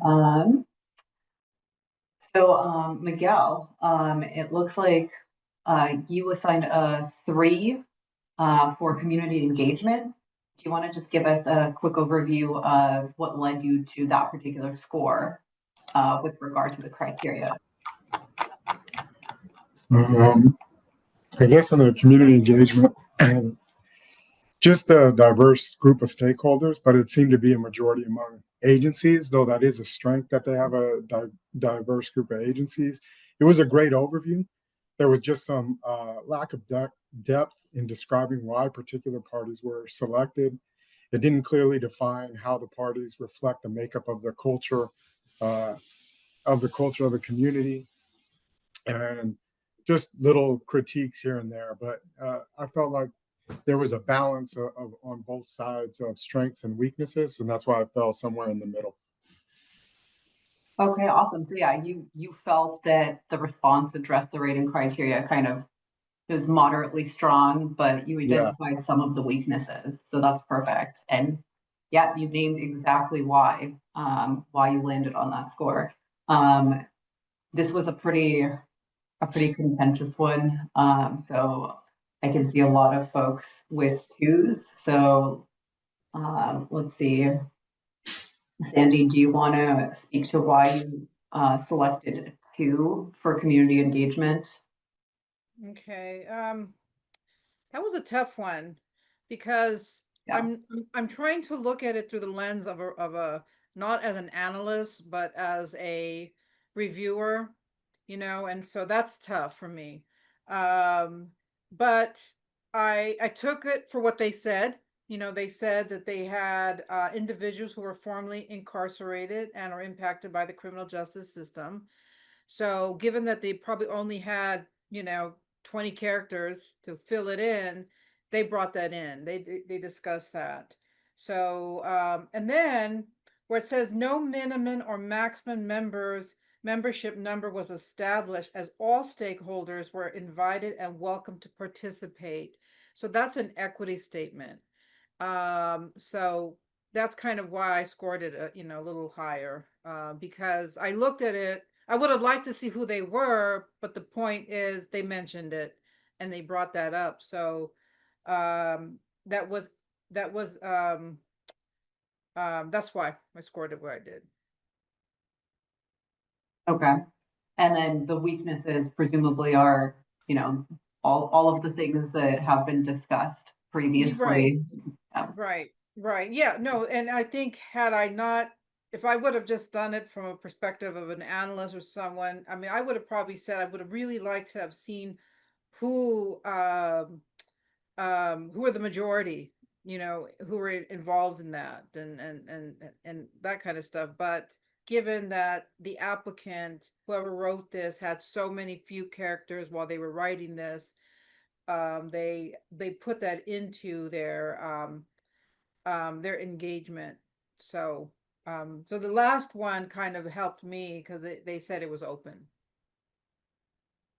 Okay, that makes sense. Thank you. But I feel like with a lot of folks, I'm guessing the 2s are probably a reflection of the fact that as we discussed earlier, it was not the most diverse LAC. I think there wasn't a lot of detail about how these meetings were publicized. I think that was a major element of the discussion. The fact that there wasn't a lot of reflection of the community necessarily in the panel.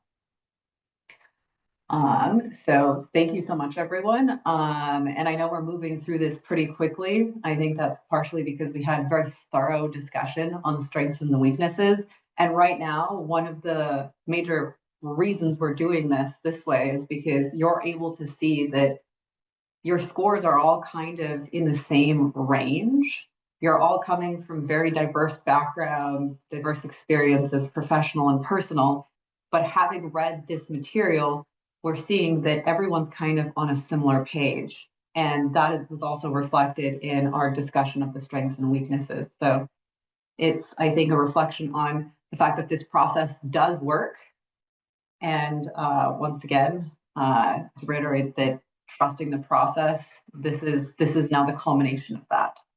And with that, let's actually move on to the really heavy section, the project description. A lot of discussion on this one we had. So I'm going to give us 5 minutes. Returning at 12:57, or I mean, if everybody already has their scores in earlier, we'll dive back in a little bit earlier. All right. Well, it looks like the scores are all in. So I think with the exception of maybe 1 or 2 folks, I would love for folks who haven't really had a chance to share yet or haven't shared in a while, so I don't have to call on anyone. This is a pretty substantive section. So would anybody like to share why they selected their score? Maybe one person who rated it a 3 and somebody who rated it a 4. Marcus, I know you rated a 3.5. No, unfortunately, there are not half points. You will have to assign, you're gonna have to round up or down on this one. Okay. So whoever feels they'd like to share, I'd love to hear from you. Maybe one scoring a 3 and one scoring a 4. Let's start with the 3.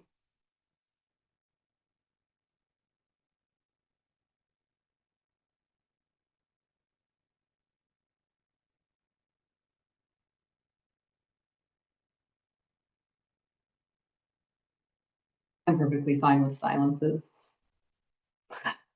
Helene is shaking her head. She's losing her mind over there, folks. Come on. Anybody with strong opinions on why they actually, I'm curious, Marcus, what made you round down to a 3? What made you decide to do that?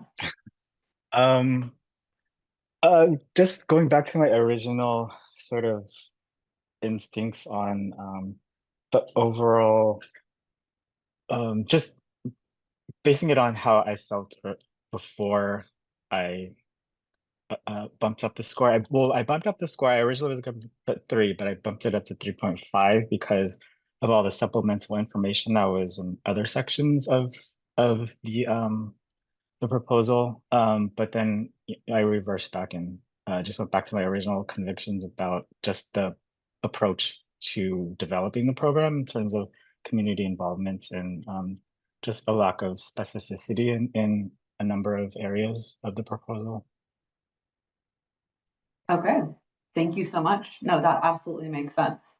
And yeah, I think it's gonna be difficult. There are gonna be points where you're gonna be deciding between two possibilities, and there might be something that pushes it over the edge, or maybe as you're reading through and you're assigning points for some of the other sections, you might decide, you know what, actually, this feels more appropriate based on all of the content and based on all of the scores I've assigned up until this point. I'm seeing the totality of it. And so a 3 feels more appropriate. So I get that. And then somebody who I'm okay. Looks like somebody assigned a 5 on this one.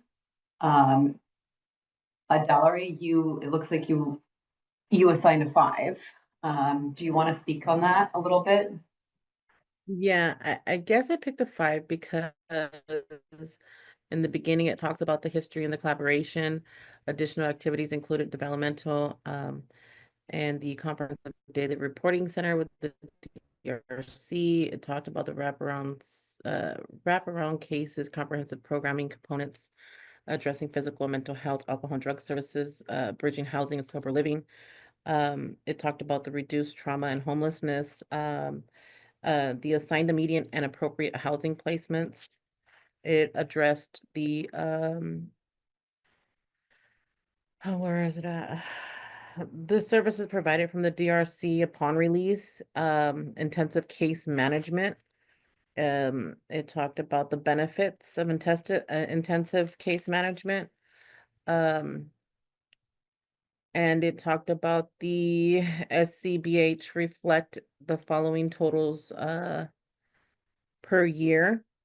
It just touched on a lot of good basis for me on what I want to see. I want to see, you know, what you've been doing, how you've been servicing, what you've been servicing, and which direction, like the full wraparound service I want to see. Like you did, it comes from with the inReach, right?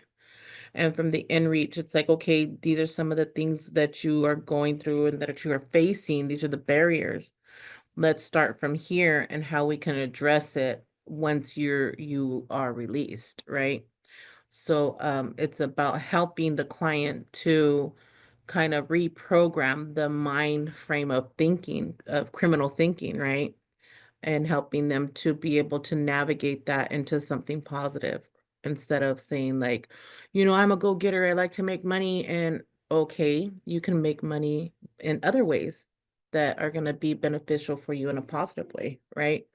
Um, and just be starting from the beginning of it all, the root of it all, how to navigate through that. And I just think it showed me a lot of those points on where they started and, you know, from inside to outside. I think it's important that it gets addressed from the inside to say, hey, what's going on and how can we get you through this? And, you know, kind of just changing that anxiety feeling on how to work through the anxiety process with them. And the confidence part.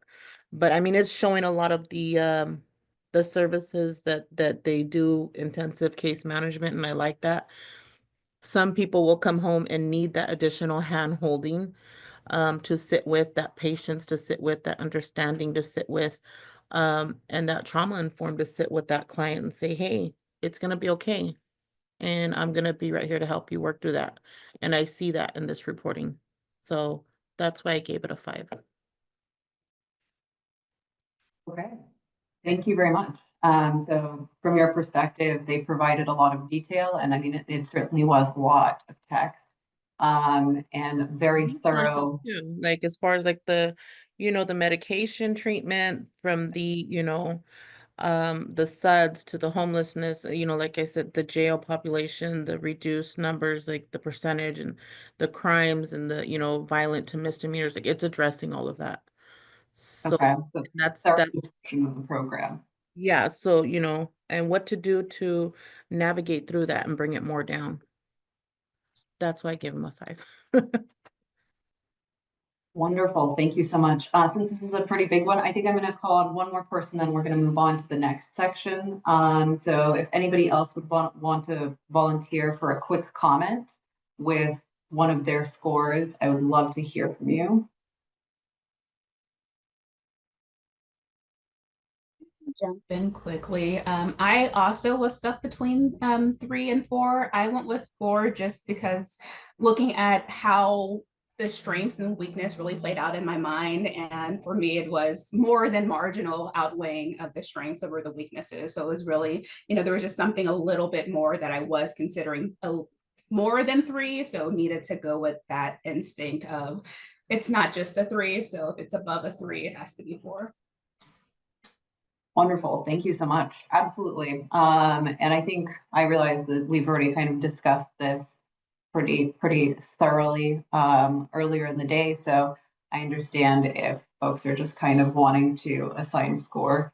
And the scores, I think, reflect everything that we have discussed up until this point. And I think some of you are also incorporating the knowledge now that this is not meant to be a very extensive detailing of every element of the program. And I'm seeing that shift in your scores, whereas I think there was more of a slightly more negative perspective and a greater identification of weaknesses when we initially discussed these sections. But I think with the understanding that there will be more follow-up on our end. Some of you have shifted your scores a little bit and are a little bit more generous with the way you're assigning your scores. So I appreciate that change that I'm seeing. And I'm going to jump in here for a second, Anna. You know, you guys in general have similar scores, but they're not all exactly the same. And we're not trying to train you for them to be the same, because if we wanted to do that, we would only need one of you. But all of you bring in a different perspective because of your different expertise. So where one person may see it, a section as a 5, another may see that as a 3, and that's perfectly fine. And so, you know, we want that diversity in score. And so, you know, when we add up all of the scores to that 200 points, you know, that's where that difference between a 3 and a 4 may be the difference between somebody getting funded and somebody not getting funded. But, you know, we don't want everybody's score to be exactly the same. We just don't want half of you having a score of a 5 and half of you having a score of a 1. So you're all kind of in the same direction, and that's what we really are looking for.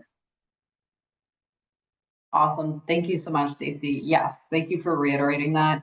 Yes, when I say I'm seeing kind of similar scores coalescing here, I'm seeing it as a positive from the perspective of we're on the same page. But the fact that we have a 3 and a 5 is also a great sign, because that means that you are applying your individual lens. Each of you had very different reasons for why you assigned some of these, and some of the strengths and weaknesses that you identified aligned and some of them didn't. And that's exactly what we want. We don't want the same types of raters. We want raters with very different expertise, experience, background knowledge. And that's exactly what we're getting here. Sandy? Just real quickly, because I just changed my score. Sure. From a 3 Absolutely. to 4. And it answered a question that I originally had that I kept bringing up about the trauma informed. So now that I'm taking a deeper dive in here and I'm seeing what actual activities that they are putting together collectively is trauma informed. Like they have, you know, for example, they are offering the cognitive behavioral therapy, the interactive journaling, but they're combined it with a real evidence-based practice of yoga to go associated with that. So that tells me immediately, like, okay, you know, someone on their staff really understands this well. Okay. And so they may not have said it totally in here, but the way they're listing all the activities, I probably would have listed them like that myself too. So that's why I changed my score, because I saw where I thought was a deficiency with trauma informed, the classes, the evidence-based practices that they've chosen are trauma informed practices. They just didn't write it down as a trauma informed practice. So I raised, that's why I gave them a little bit more of a I changed my score. Well, thank you very much. Yes, and you will have the opportunity to change your scores, because sometimes you might read through it, you might assign a score, and then some people might go back, or they might, you know, as they're going about their day, it might occur to them, you know, something might actually sink into place, and then people want to change their score significantly after the fact sometimes, and that's totally fine.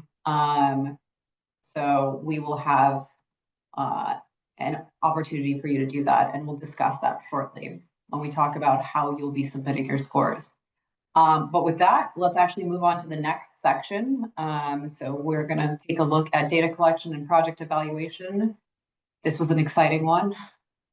lots of thoughts on this one. Can't wait to see the scores. So I'm going to give you about 5 minutes. Go ahead and drop your scores in chat, and we will have a quick discussion.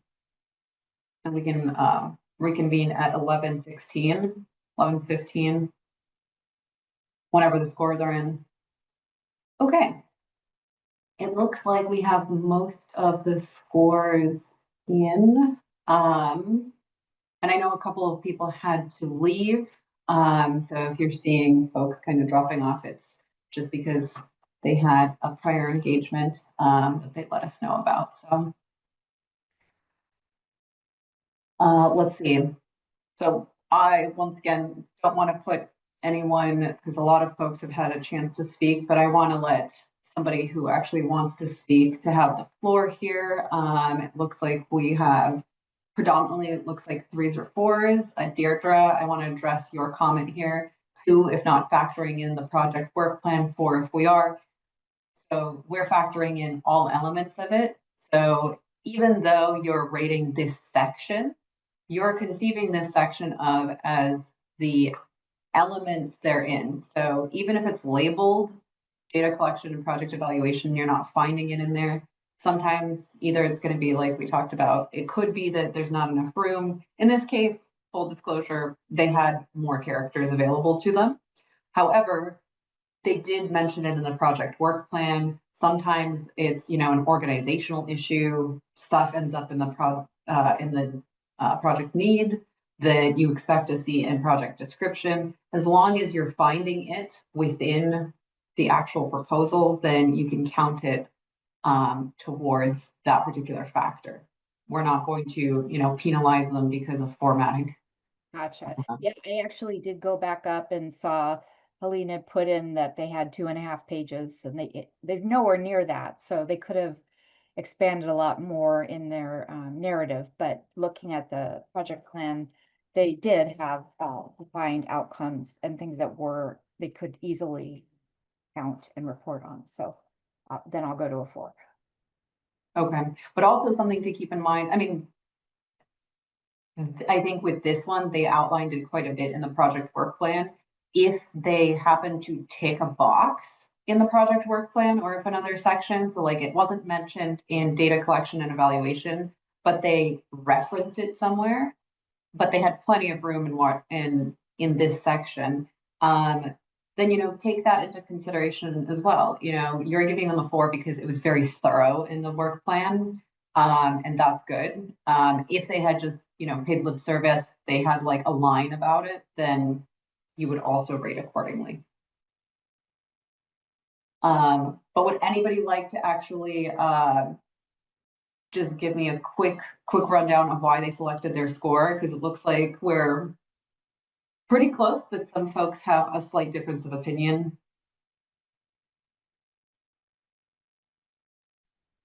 I did.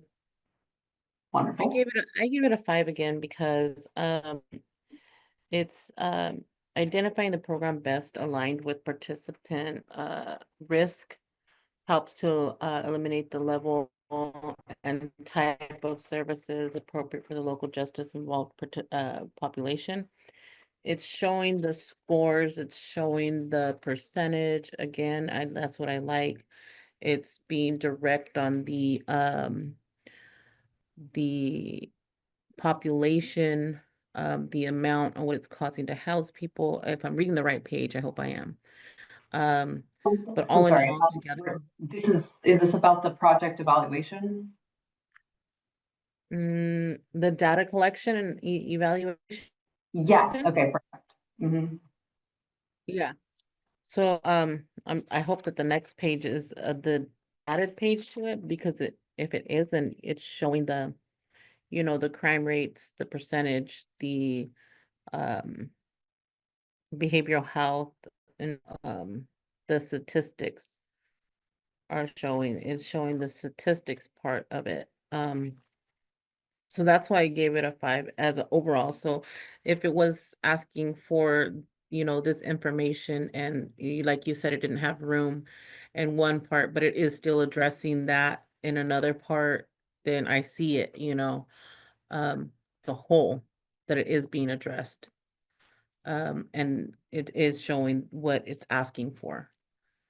Whether it was under that category or not, it's showing it as a whole. So I'm kind of seeing that. And that's why I gave it a 5, is because it's addressing it, it's showing the data.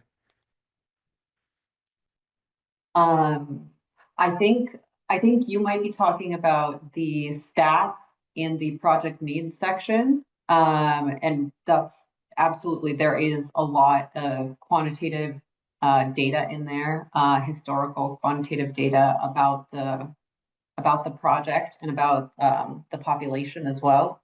I think with this section, it's going to be predominantly their data collection and project evaluation plan. So how they plan on collecting the data, which data elements, whether or not they're going to be hiring staff specifically for those purposes, and whether they're going to be using appropriate measures to quantify the outcomes that they've set out in their work plan. I hope that makes sense. No, yeah, it makes sense. I see where you're talking about in the beginning, where it's talking about the SSP currently utilizing Caseload Pro, a full-featured case management system that supports data entry documentation. Client level information, including medical and behavioral health data. This system will be used to track. Yep. So yeah, I think that it's a great system on what they're using to help them to track, to be able to identify and, kind of meet the client's needs, and identify it through tracking it through that data evaluation, right? I see it. Okay, perfect. You're talking about, yes, you're talking about their Their assessments. system. Mhm. Yeah, Yes. And their client tracking system. Right, being able software. to, yeah, I think it's great because they're utilizing something that's going to be able to track and identify exactly what needs gotta be met with the client. Like, it's pertaining personally to what they need, what goals they have to reach, and how to get to that goal, how to navigate through it. And I like that they are, it's personalizing, individualizing the client's needs. As opposed Wonderful. to saying like, oh, I see what's wrong with you and I know what you need. Like, how can you know what I need, right? It's impossible. You can't tell me what I need. Like, I can tell you what's going on with me and tell you what maybe I feel I need, and maybe we can work together to see what, could work, right? So I think it's great. Awesome. Thank you so much. Yes. Thank you, Valerie. And it looks like we have predominantly 3s and 4s. Does anybody else have an opinion they'd like to venture about their score? Just a really quick blurb about why they selected, a 3 or 4 here. I'll go really quick. I scored it a 3. I felt like the data collection was addressed really well, but the evaluation component was not addressed. Mm-hmm. And at least not well. At the end of the day, the Prop 47 funding is aimed towards, reducing recidivism while providing essential services. And I feel like this evaluation component should touch on those elements. And I just don't think it did that very well, if at all. So that's why I gave it a 3. Agreed and understandable. And I do think, I think Deirdre kind of had a similar feeling about it. I think if you do take the work plan into consideration, there is more detail in there. Most of the time, it's going to be more balanced. This is obviously a sample proposal, so it was designed to sort of show you different elements that you could see all within a single proposal. And I think that that's been effective. But most of the time, you're going to see similar levels of, quality throughout the proposal, but not always. And that's actually something we're going to touch on in the next section when we talk about rater challenges. But thank you so much, everyone, on that one. We have one more to rate. We're going to be assigning a score for the budget attachment here. And this is, I'm predicting, going to be a pretty quick one. So I'm just going to give us a couple minutes. Everybody go ahead and just put your scores in chat since we just went over this one. Okay. It looks like we have almost everyone, if not everyone. It looks like we're kind of in the 4 or 5 range for the budget attachment. And I think that's very much reflective of the discussion we had on the strengths and weaknesses of the budget. I think most of you felt that it was pretty strong and thorough, and that it reflected the services and the staffing that were mentioned throughout the narrative. Did anybody have any thoughts on why they might have assigned a slightly lower score? I mean, a 4 is still quite high. Why they might have assigned an imperfect score, so substantially good, with strengths outweighing weaknesses, but there might be some minor weaknesses. If anybody just wants to comment on why they assigned a 4 on that, I would love to hear that. If not, we have had a pretty thorough discussion on it.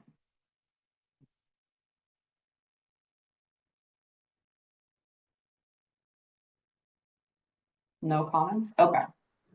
No worries. I think that we are all kind of on the same page, though. I just want to make sure that I reiterate what Stacy said, that we're not looking for the same scores. That's really not the point here. We're looking for a diversity of scores, just more an application of your personal lens, but an understanding, a shared understanding of the actual rating factors, the criteria, and the scoring system. So that's where we're trying to get onto the same page with. If somebody assigned a 3 for the budget, I mean, I would absolutely want to have a discussion about that just to see how you might have landed on that score, but not in a, in the sense of wanting to dispute it, more to find out how your perspective led you to that score. And, that would be factored in with folks who assigned a slightly different score. With that, let's go ahead and slightly anticlimactically say congratulations. You have completed your first rating. So with that, you have completed rating every single one of those rating factors. I know that it's been tough. I know it's been a lot of work. And I really appreciate everyone's engagement, particularly today. I know yesterday, I think everyone was overwhelmed. We were exhausted. I was talking for 12 hours. And somehow Helene and Stacy and America also managed to talk for 4. It was a lot. So I appreciate everybody being so engaged today and participating. And you have rated your first proposal, although for some of you, I imagine this is not your first proposal. Some of you probably have rated before, but congratulations on rating your first Prop 47 proposal, probably. I promise it gets easier. Obviously, this has been a long and arduous process of putting each element together and then kind of coming to a final score. It will be a much smoother process as you read through each proposal and you jot down notes. And then when you get to the end, you're going to have those scores. And I think you noticed that this time as well. You had those scores at the ready, most of you. Some of them might have taken a little bit longer. Project Need was yesterday.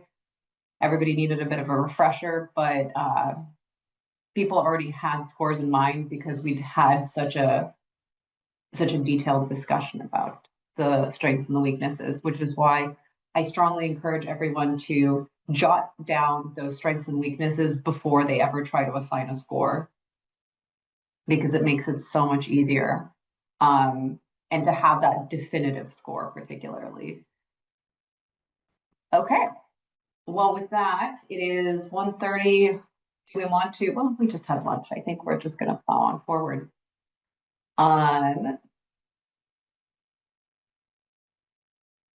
So on to the actual proposal packets. So now that we are pretty much done with the rater training element of this. Let's discuss what you're actually going to see, what you're going to receive. So you're going to have proposal packets that are going to have a proposal narrative. It's going to be in that submittable format. I'm very sorry. We can't do anything about that submittable format, but it will have that preamble at the very beginning where it has the title of the proposal, the individual who submitted, the lead agency submitting it, and then you're going to have all of the elements you saw in today's sample. And there's also going to be a project work plan and a project budget. And for some reason, this is also missing the LAC. I apologize. This slide is incomplete. Your project packet will also have the LAC roster as well as those signed letters of commitment. And that is something you didn't see in the sample, but you will see that in the actual proposals. When you do actually have those packets, and we'll talk about what format that's going to be in a moment, if anything is missing, now we have gone through and checked them, but if anything is missing or something looks like it might have been cut off, please let me know, and I will get that rectified for you.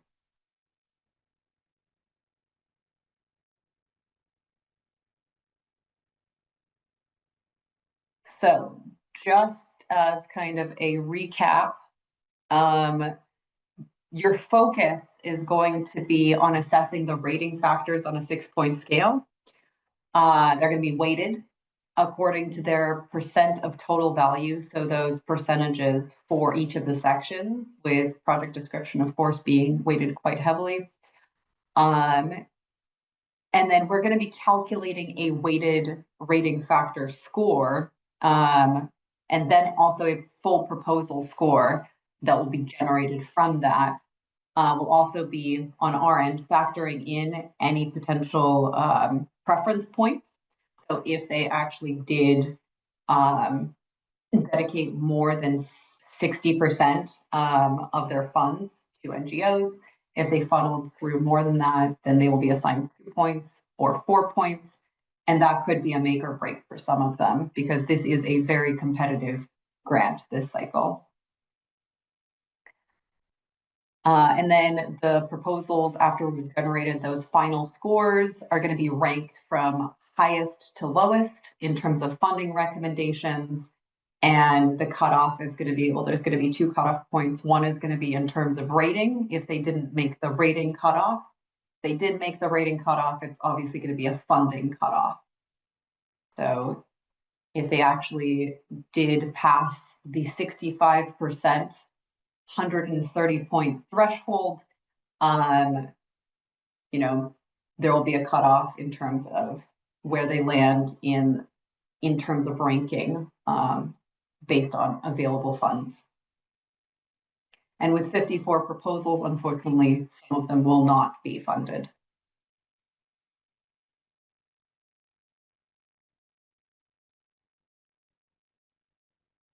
So this is something that I think we should all kind of consider because I think I've seen it a little bit as we've been going along. And I was leaving most of my commentary until now, but there are going to be some rater challenges.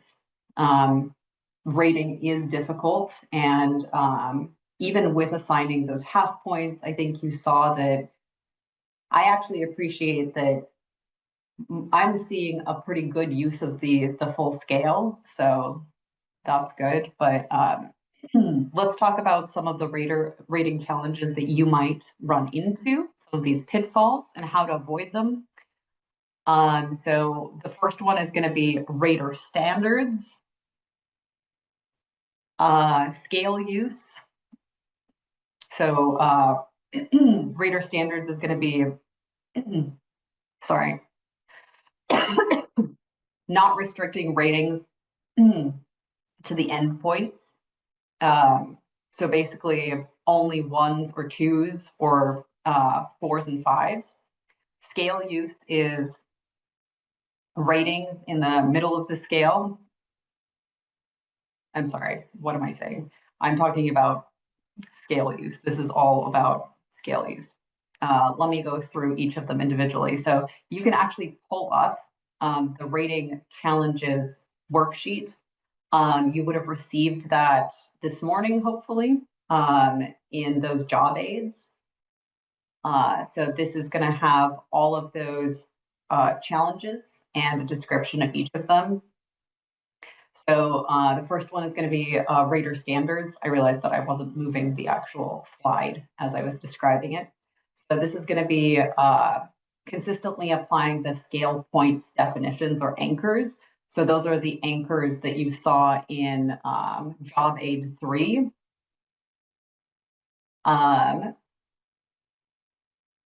Appropriately applying the scale anchors, assigning points to reflect the quality of the response to the rating factors criteria. So that's going to be rater standards.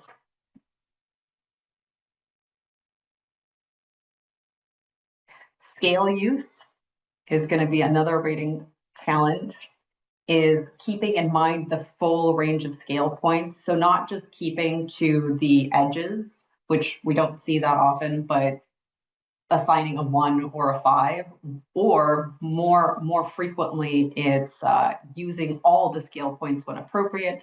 A lot of folks tend to sort of group themselves somewhere in the middle because they don't want to, they don't feel comfortable assigning an extreme score like a 1 or a 5 or a 0 sometimes, because keep in mind that this scale goes from 0 to 5. It's so we find that a lot of people tend towards the 2, the 3, the 3, the 4, and that's where they feel most comfortable, kind of in the average range, versus going as high as a 5 or as low as a 0. But keep in mind, if it's appropriate, please do use the full range of scale points.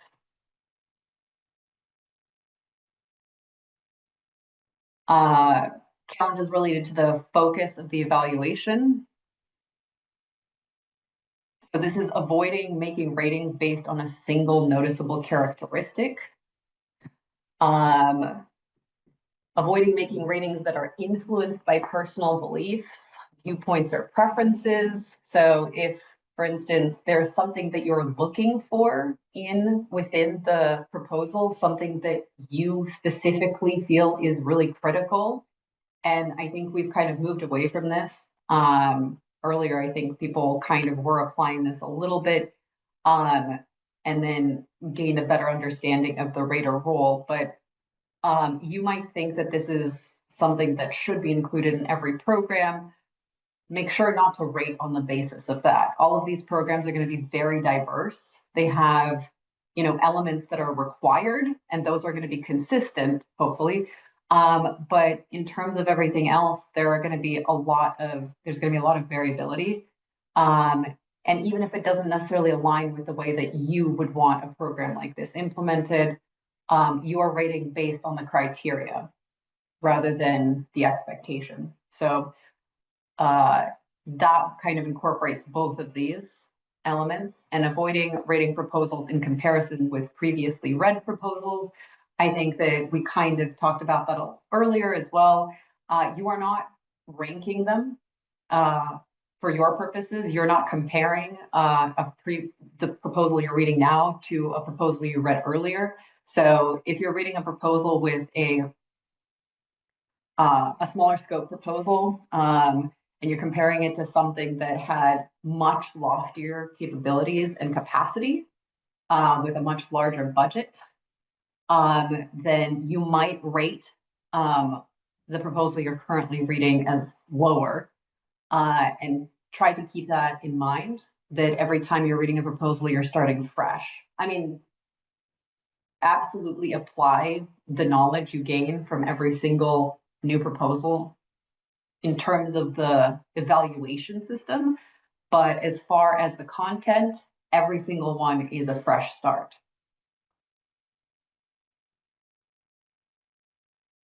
And then time-related challenges. This is going to be a common one.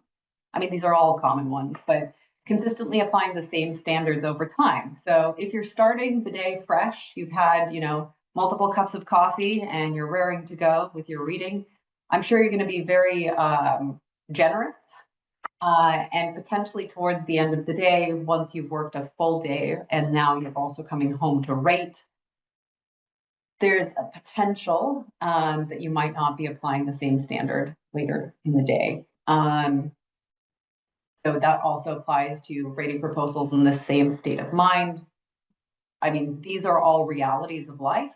We're not asking you to be in, you're not rating in a vacuum. We know that you're all going to be sleep deprived. You're going to have life events. You're going to have kids that you have to take to school, and you're going to have to do some of these quite late in the game. And sometimes we have folks submitting proposals on the last day. We recommend you don't leave rating to the last minute. We strongly recommend you start soon, not too soon, because we are going to talk about the dashboards in a minute, but soon enough that you're not, 2 days before submission, you're having to read 22 proposals, because that, I guarantee, will influence your rating capacity. You might be kind of I'm guessing that might lead to some of this.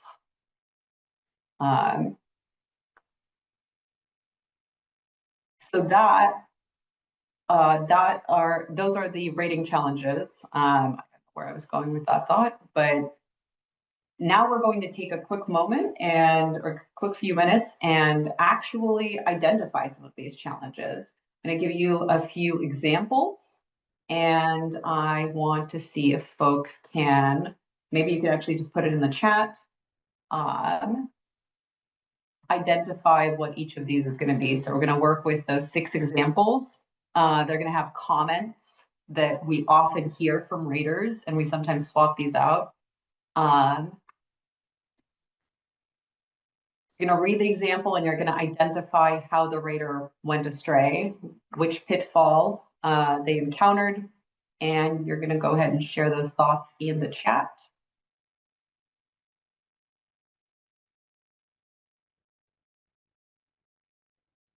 Why? Why is it doing that? I don't remember doing that. So this is going to be example 1 here.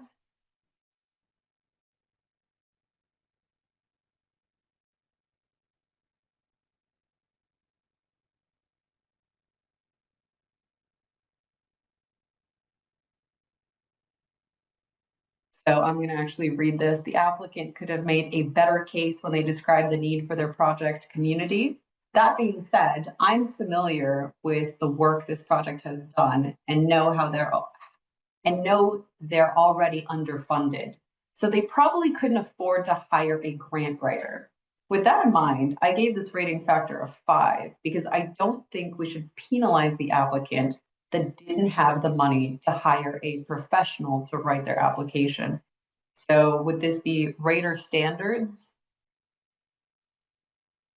scale use, focus of the evaluation, or time related?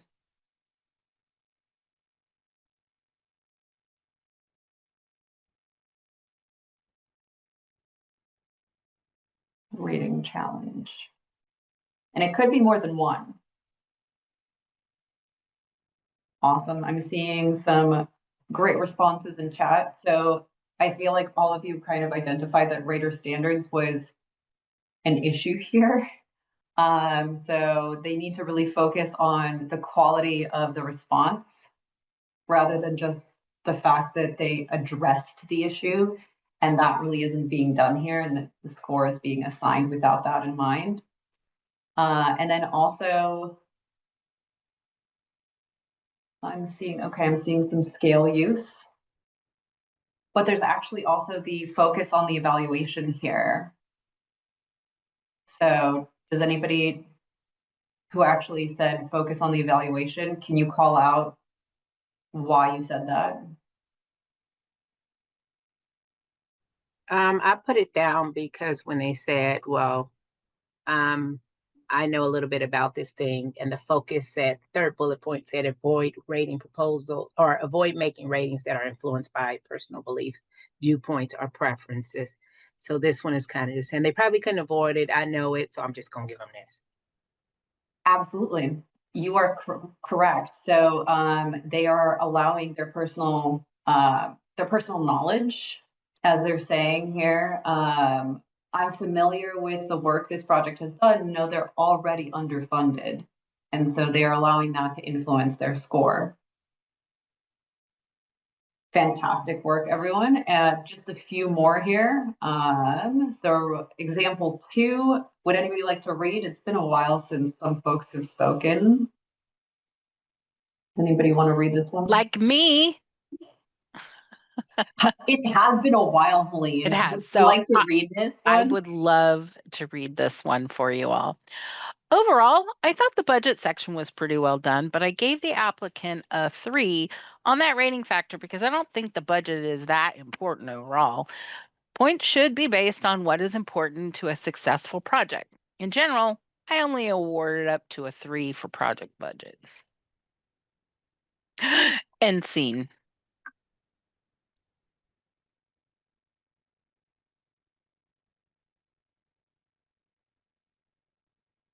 All right, folks, go ahead and read through that one and go ahead and drop it, in the chat.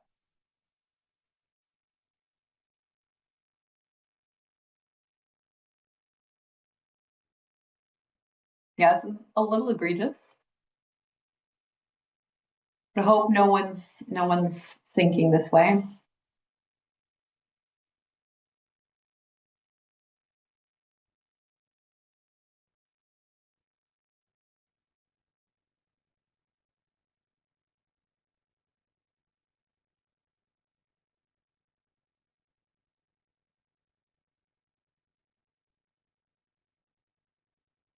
And I realize we went over those slides about the actual challenges pretty quickly. I probably should have had everybody pull up those, the Rater Challenges worksheet from this morning's email so that you could follow along. If any of you haven't, that I think might make things easier if you're not recalling all of the elements of the challenges. But I think a lot of you are identifying some of these, absolutely. So scale use. Whoever said scale use, does anybody want to comment on that one? Any one of you?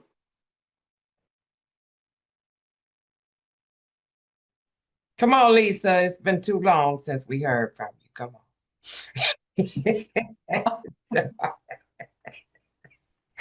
You're on mute. I did not put scale use. I actually put Rater standards being too, what was the one? Being too,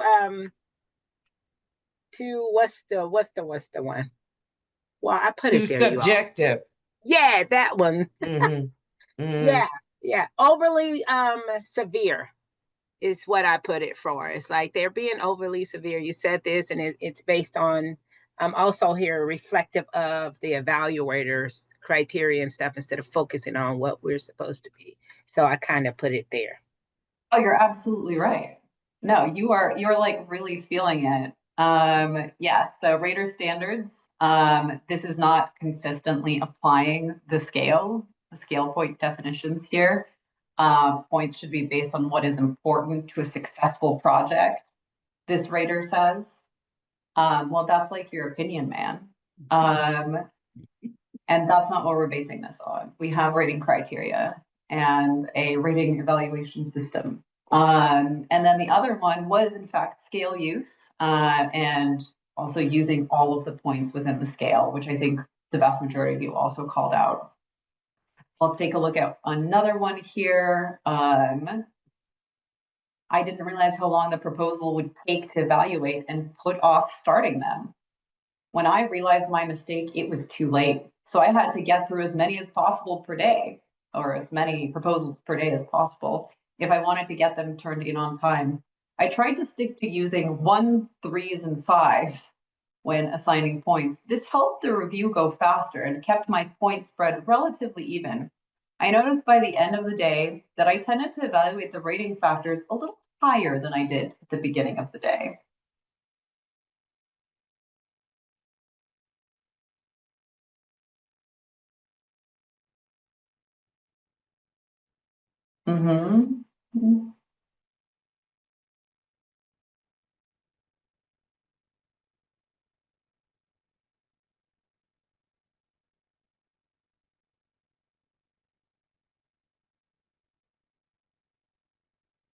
Yeah, I think you're all pretty much catching on to this one. This is a common one. The first part, not egregious. The second part, don't do this. And the third part often can't be helped, but maybe if you do notice that you are rating differently towards the end of the day or at the beginning of the day, just take that into consideration as you're looking over your scores. But yes, it's going to be scale use for using all the points in the scale, not just the ones, the threes and the fives. And then time related, of course, because they left it to the last second. Let's do one more. We're coming kind of late in the day, so I think we're just going to do one more and then we're going to move on to the next section. America, it's been a hot minute since we heard from you. Do you want to read this one? Yeah, I can read this one. Thank you. The information in the project description was very well thought out, but the need could have been articulated in a more meaningful way. Even though there were some improvements that could have been made, the application was better than any of the others I had already read. Plus, I was in a really good mood when I read this one, so I gave it a perfect evaluation. All right, I feel like most everyone is kind of on the same page here. Although some of you are identifying additional potential challenges as well. And I think that's totally valid. Like I said, it can be definitely more than one. And a lot of the times it is. There's a lot of overlapping issues that we encounter. These are just really common things that happen. So it's going to be predominantly scale use. So it's an issue of using, oh, what am I saying? Yes. Example 4 is not scale use. There's no scale involved here. We're looking at the focus of the evaluation. And does anybody want to actually call out how it's focused on the evaluation?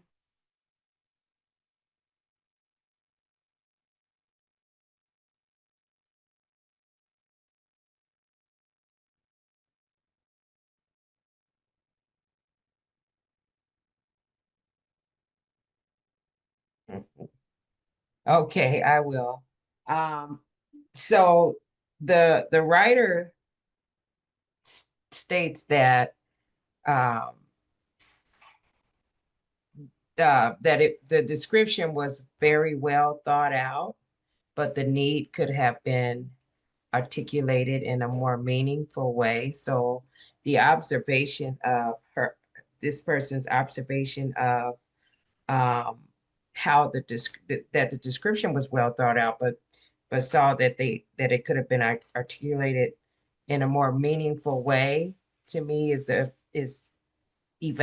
focus on the evaluation, and then stating that though there were some improvements that could have been made, the application was better than others. So I see the comparison is the issue also. The comparison and the subject being subjective and how they felt it could have been better articulated.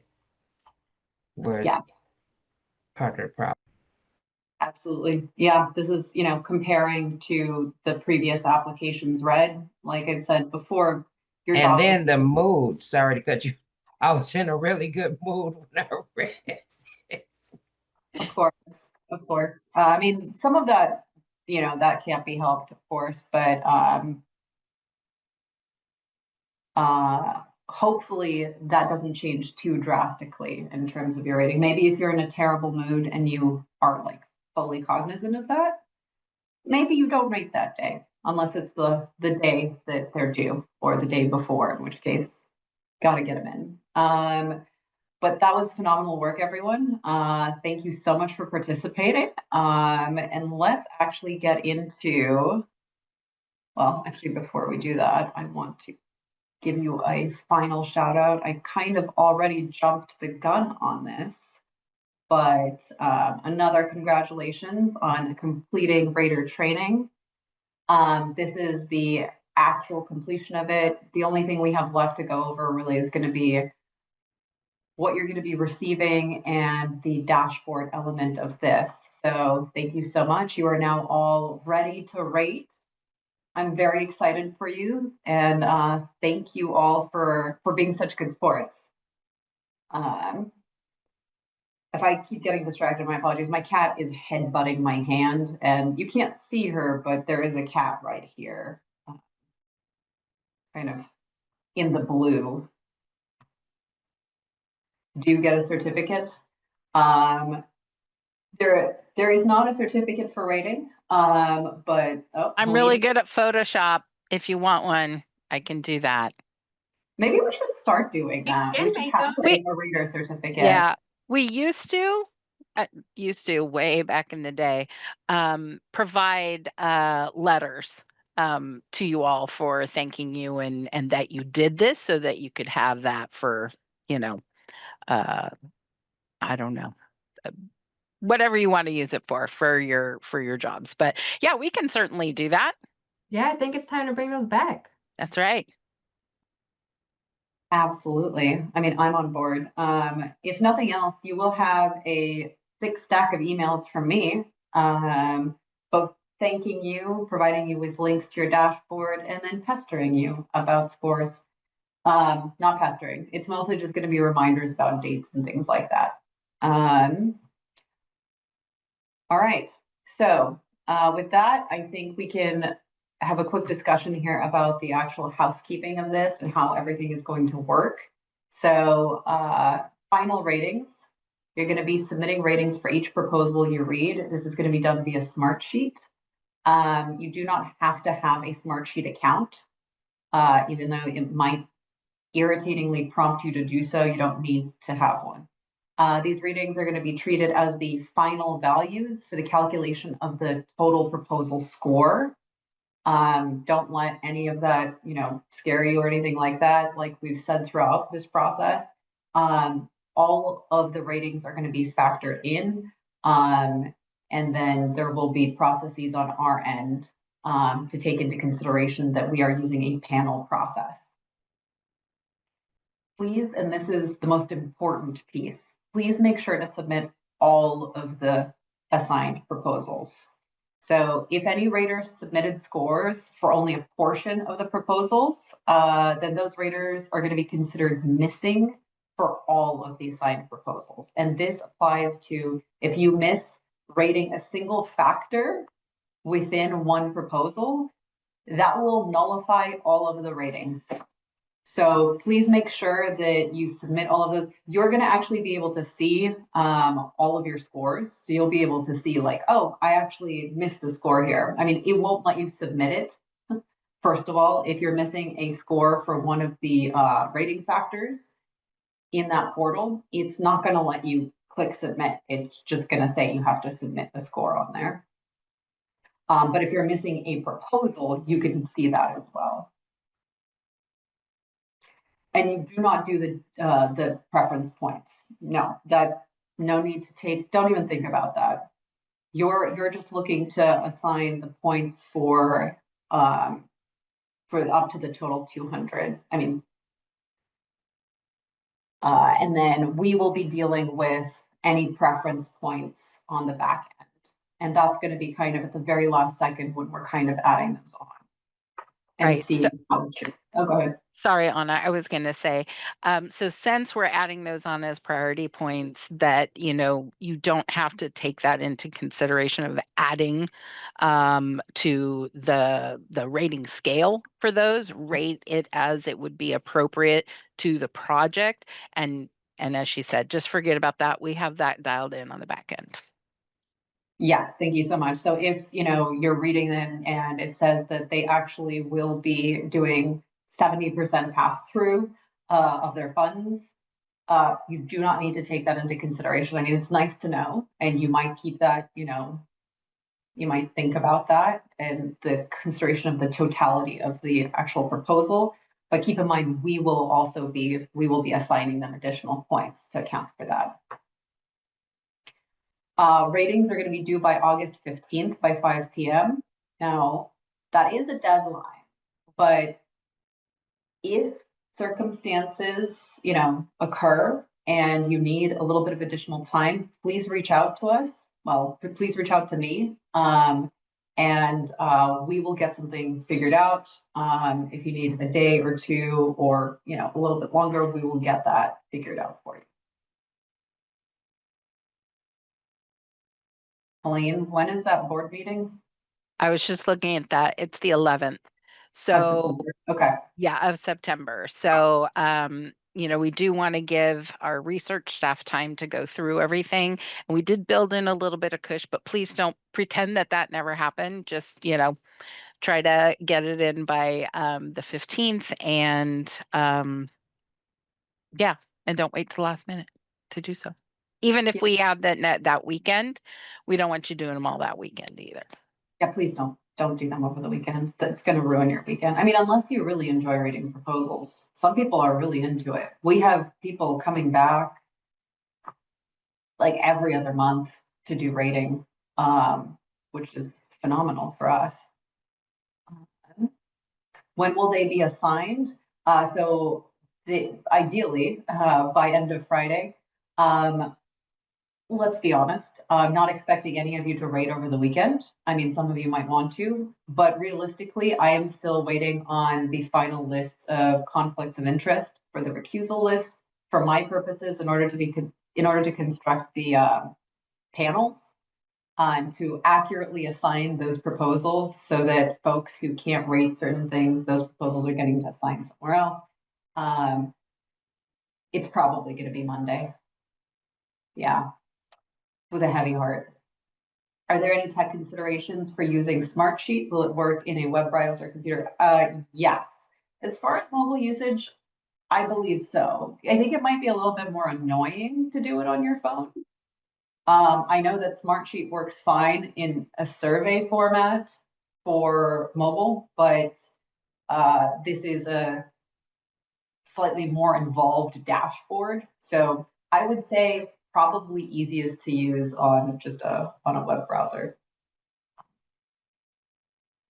on a larger device. We can print these, right? The proposals, absolutely. Yes. Okay. Yes, and if that works best for you, I encourage you to do so. And also, you can print out those the notes template, which that's the only way I would do it. So the materials for your evaluation process, you'll be receiving your rating materials via a link. So you're going to get that hopefully, like I said, on Friday, really probably Monday. It's going to be yours and only yours. It's going to be a individualized dashboard. It's going to have a reading order in place, and I'm going to show you in just a second. And then also a form to submit your final proposals. It's going to have the job aids that we have been working with up until this point. So it's going to have the rating factors with the 6-point scale, the notes template, applying the rating scale, the common types of rater challenges, which we just got finished discussing, as well as the rater reminders, which is just a sheet with, we'll go over that in just a second.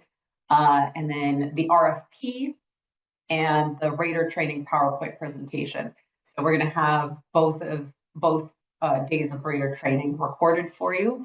We're also going to have the FAQ available for you on there. So if you have questions, any frequently asked questions about the RFP are going to be in the FAQ, which I think can be really helpful if you want a basis, like an even greater basis on the actual grant. You can take a look at the RFP, and that's going to have some more detailed explanation. And that RFP is from our latest meeting, correct? That's from May, I believe. Okay, perfect. So it's going to be the most up-to-date one. There's also going to be a dashboard guide. So in terms of using your unique dashboard and the rating change request form and the FAQs from the grant information session. So let me actually really quickly pull that up. I should have gotten this pulled up earlier, but I just want to show all of you so that we don't have to use the slide that's in here because it's not very instructive.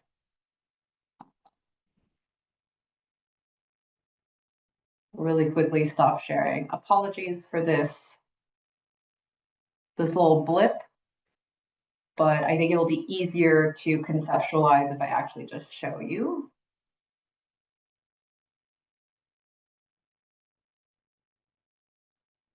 Oh, no.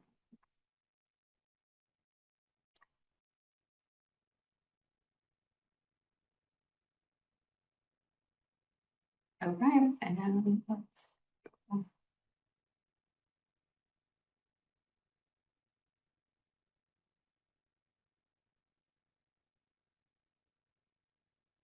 get this back up here. Okay. So this is going to be your radar dashboard, or what you can expect to see.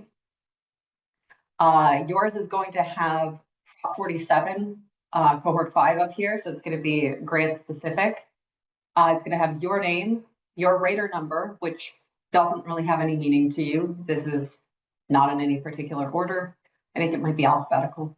And then you're going to have your rater training documents here. Now, this is unfortunately the rater training documents for the grant that is currently, or that was last rated. But this will have the job aids for Prop 47 Cohort 5. So everything that I just talked about a minute ago. And then you're going to have some instructions here, really brief instructions, but you will have an actual sheet that I sent you this morning, which is going to be the rater dashboard guide. And that's for using the dashboard. It's like what you click on, how you submit, if you have any questions. Here you're going to have the submission date. So it's going to have August 15th. And my information, my email here. So you will be able to reach out to me directly. You'll be able to click on here and it will take you to my email. Very importantly, you're going to have the list of proposals to read. This is empty here, but you will actually have your list of proposals. So this is a little bit confusing and I'm still hoping we can fix this in time for you to get your dashboards, but so I can rename these widgets. But here you're going to have the actual the proposal number. And then this is going to be the proposal. Sorry, just to make sure, I want to be 100%. Stacy, do you remember? Is it this is going to have the number, the reading order? My apologies. It says proposal ID. This is going to be the order in which you read your proposal. So it's going to be labeled 1 through 22. And that will be the unique order in which you read your proposals, because we're also taking into consideration the reading order. We're not giving everybody their proposals on their panel in the same order. We want to randomize that as much as possible. And so you will try to read the proposals in the order assigned here, 1 through 22. Here in this column, it's going to have the actual proposal name. Now, slightly confusingly, this will have a number attached to it. So it might say, you know, San Bernardino, 1-San Bernardino. Just go ahead and ignore that number attached to the proposal. It is for our purposes, and we have to have it in there, but you are going to just be focusing on what number is here. And that's going to also be in your dashboard guide, that information. So if it says, you know, San Bernardino is in slot 5, you're reading it 5th. And then there's going to be a proposal link here. You're going to click on that link and it's going to take you to a Google Drive document. You'll be able to open it and download it, print it, whatever works best for you. Now down here is where you'll actually be, where the magic happens, where you'll be submitting your ratings. So here it says submit proposal ratings. We have a drop down here. This has, as you can see, 1 dash and then Alameda City or whatever it is. This will have the entire list of proposals. So I know I said you're only reading 22 and you are, and those 22, the assigned 22 are going to be here. So you'll be able to see the ones that you actually have to read.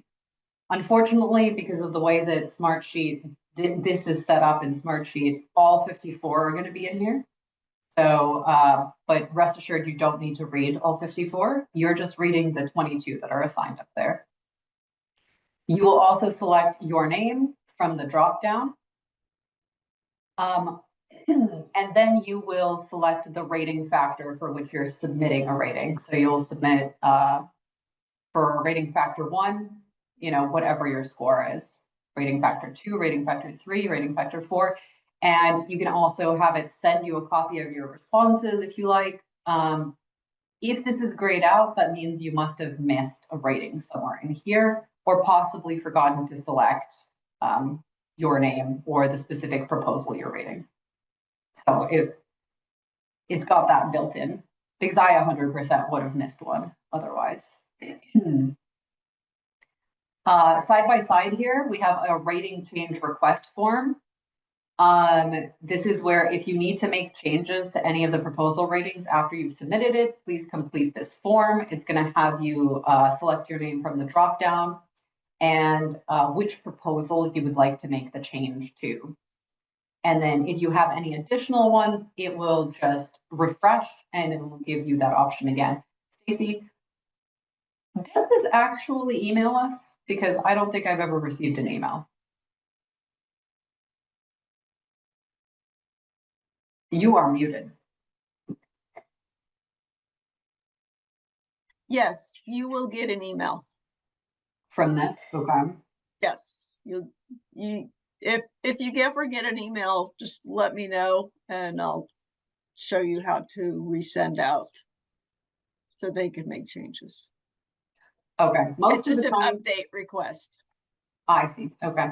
Yeah, if you do end up making changes to your ratings, so let's say you did submit a new rating request, so you know changed a 3 to a 4 or what have you, you can also reach out to me and let me know, and that way I will just take note of it, and that way I'll be able to update that and delete the redundant score.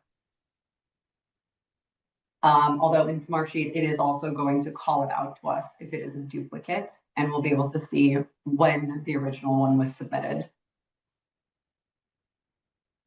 Down here, this is blank right now, but it's going to be your submitted ratings. So you're going to be able to actually track each of the ratings you submitted for each of the proposals. So there's going to be several columns here.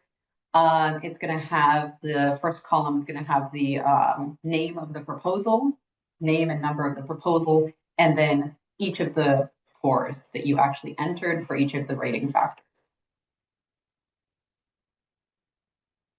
Does anybody have any questions about the dashboard or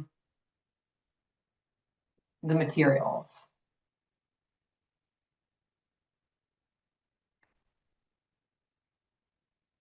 Okay, well, if they do arise, if you have any technical difficulties, because Smartsheet is finicky, to put it mildly, please let me know. We will get it corrected as quickly as possible. It's usually something fairly minor.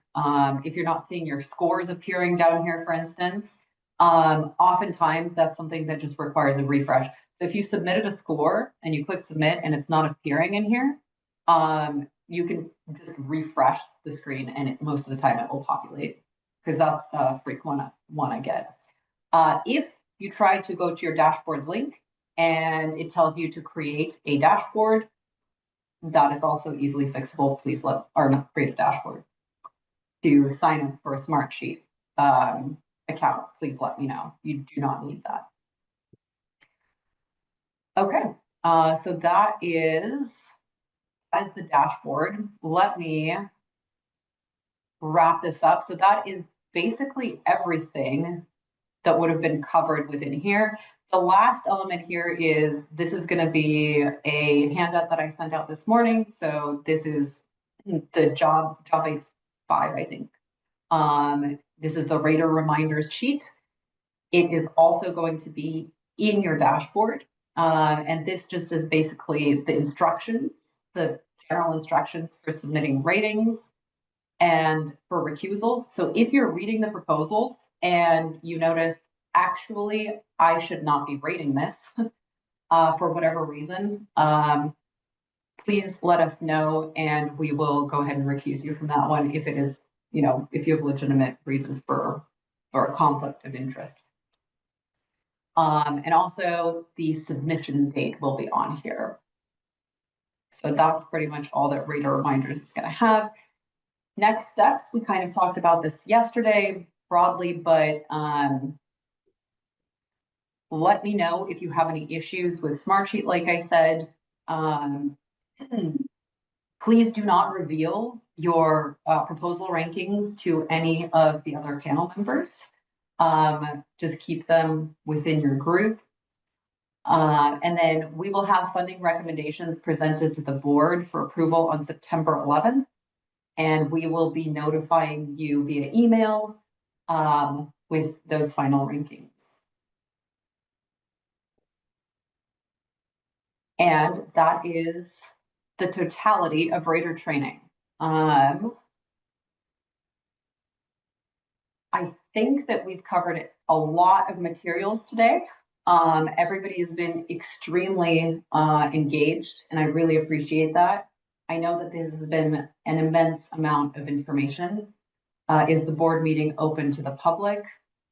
Yes, the board meeting is open to the public.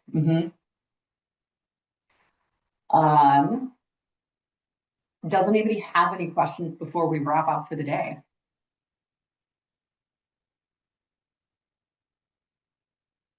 Okay, Stacy, Helene, America, does anybody want to? Okay. I just have a friendly reminder. I know it's been said already by Anna, but if you have not sent me your recusal list, please do so. As Anna mentioned, it's very important so that way we can go ahead and assign your proposals. I've received a couple, but I'm also missing some. So please go ahead if you have not sent that to me. Please go ahead and send that to me as soon as possible. If you've been bombarded by all of our emails and cannot find the email I sent, also let me know and I'll just simply forward it to you again so it's at the top of your email box. But again, if you have not sent it, please send it as soon as possible so that we can go ahead and proceed with assigning your proposals, because I know you guys are just so excited to get your 22 proposals and start rating.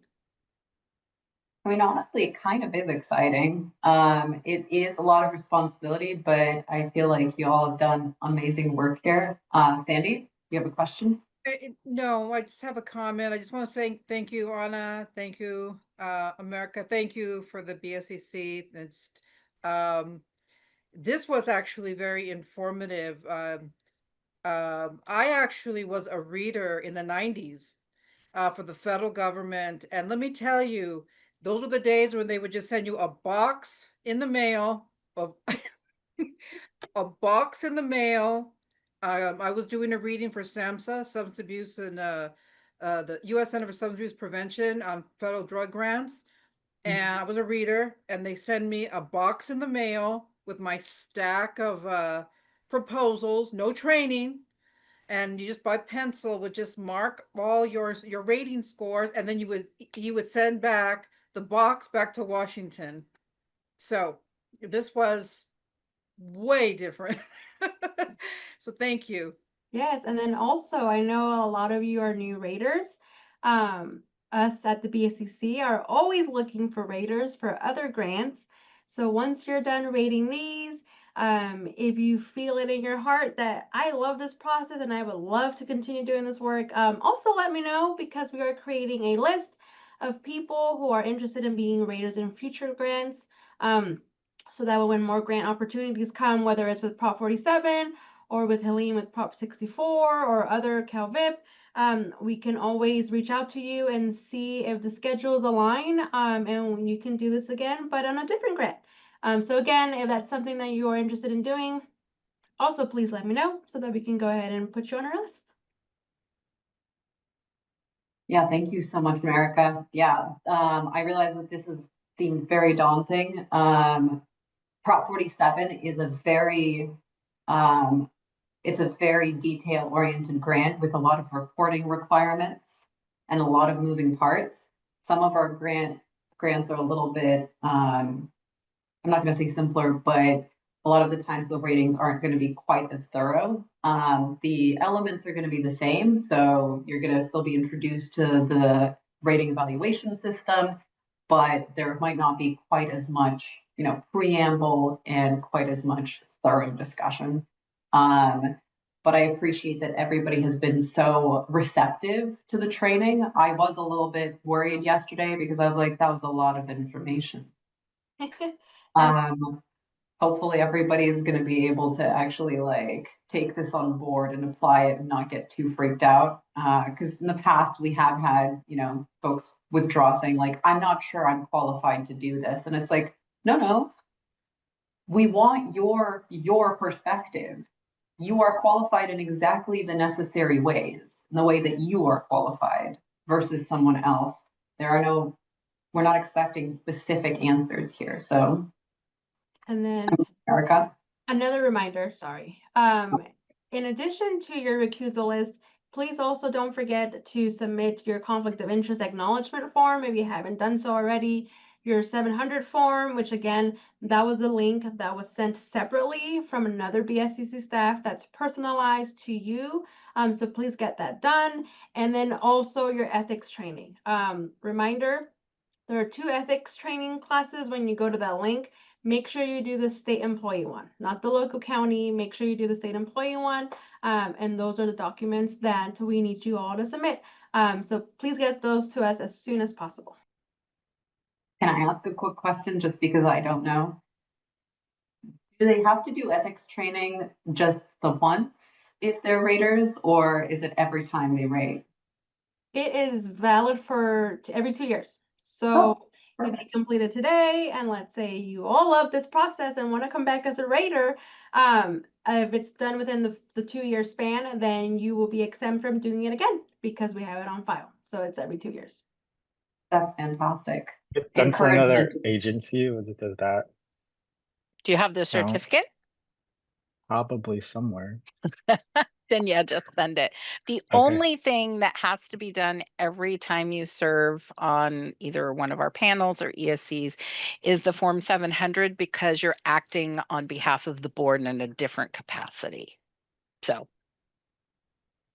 Well, that being said, I also wanted to thank Anna and Stacy and America, and of course Helene, for your camaraderie and conversation. I think the conversation is what helped bring it all to fruition. I think if we would have been sent this packet with just like the instructions and information, I think we would have all been overwhelmed. But I think it all started to click amongst all of us, and just seeing the scores being pretty similar, I think you did your work on it.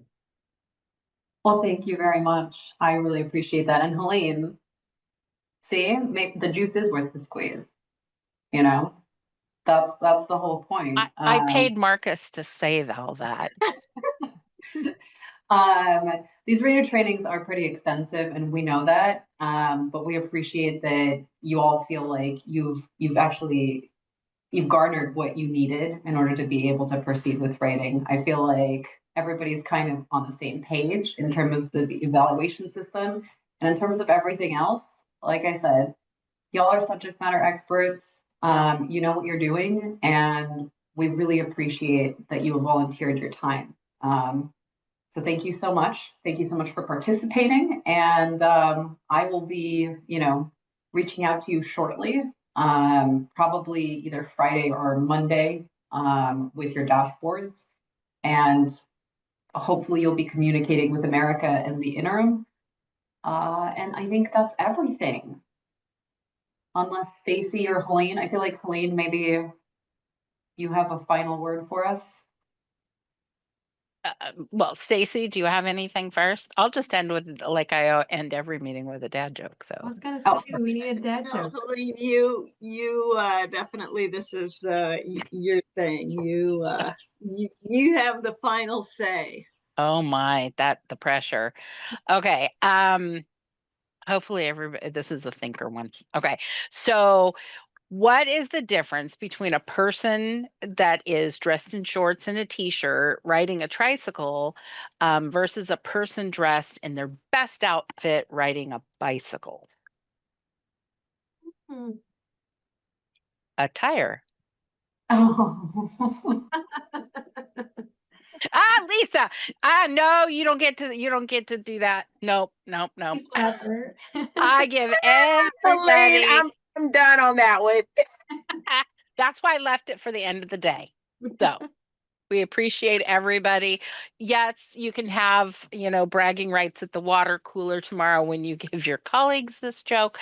But we really appreciate it. If you need anything, even if it's just a picture of a chicken or a dad joke to get you through these, just let us know. Many Yep. photos of chickens incoming. All right, thank you so much, everyone. Let's actually wrap this up for today. Please reach out to all of us if you have any questions, and I will be talking to you shortly. Thank you, everybody. Thank you. Bye. Bye, everyone.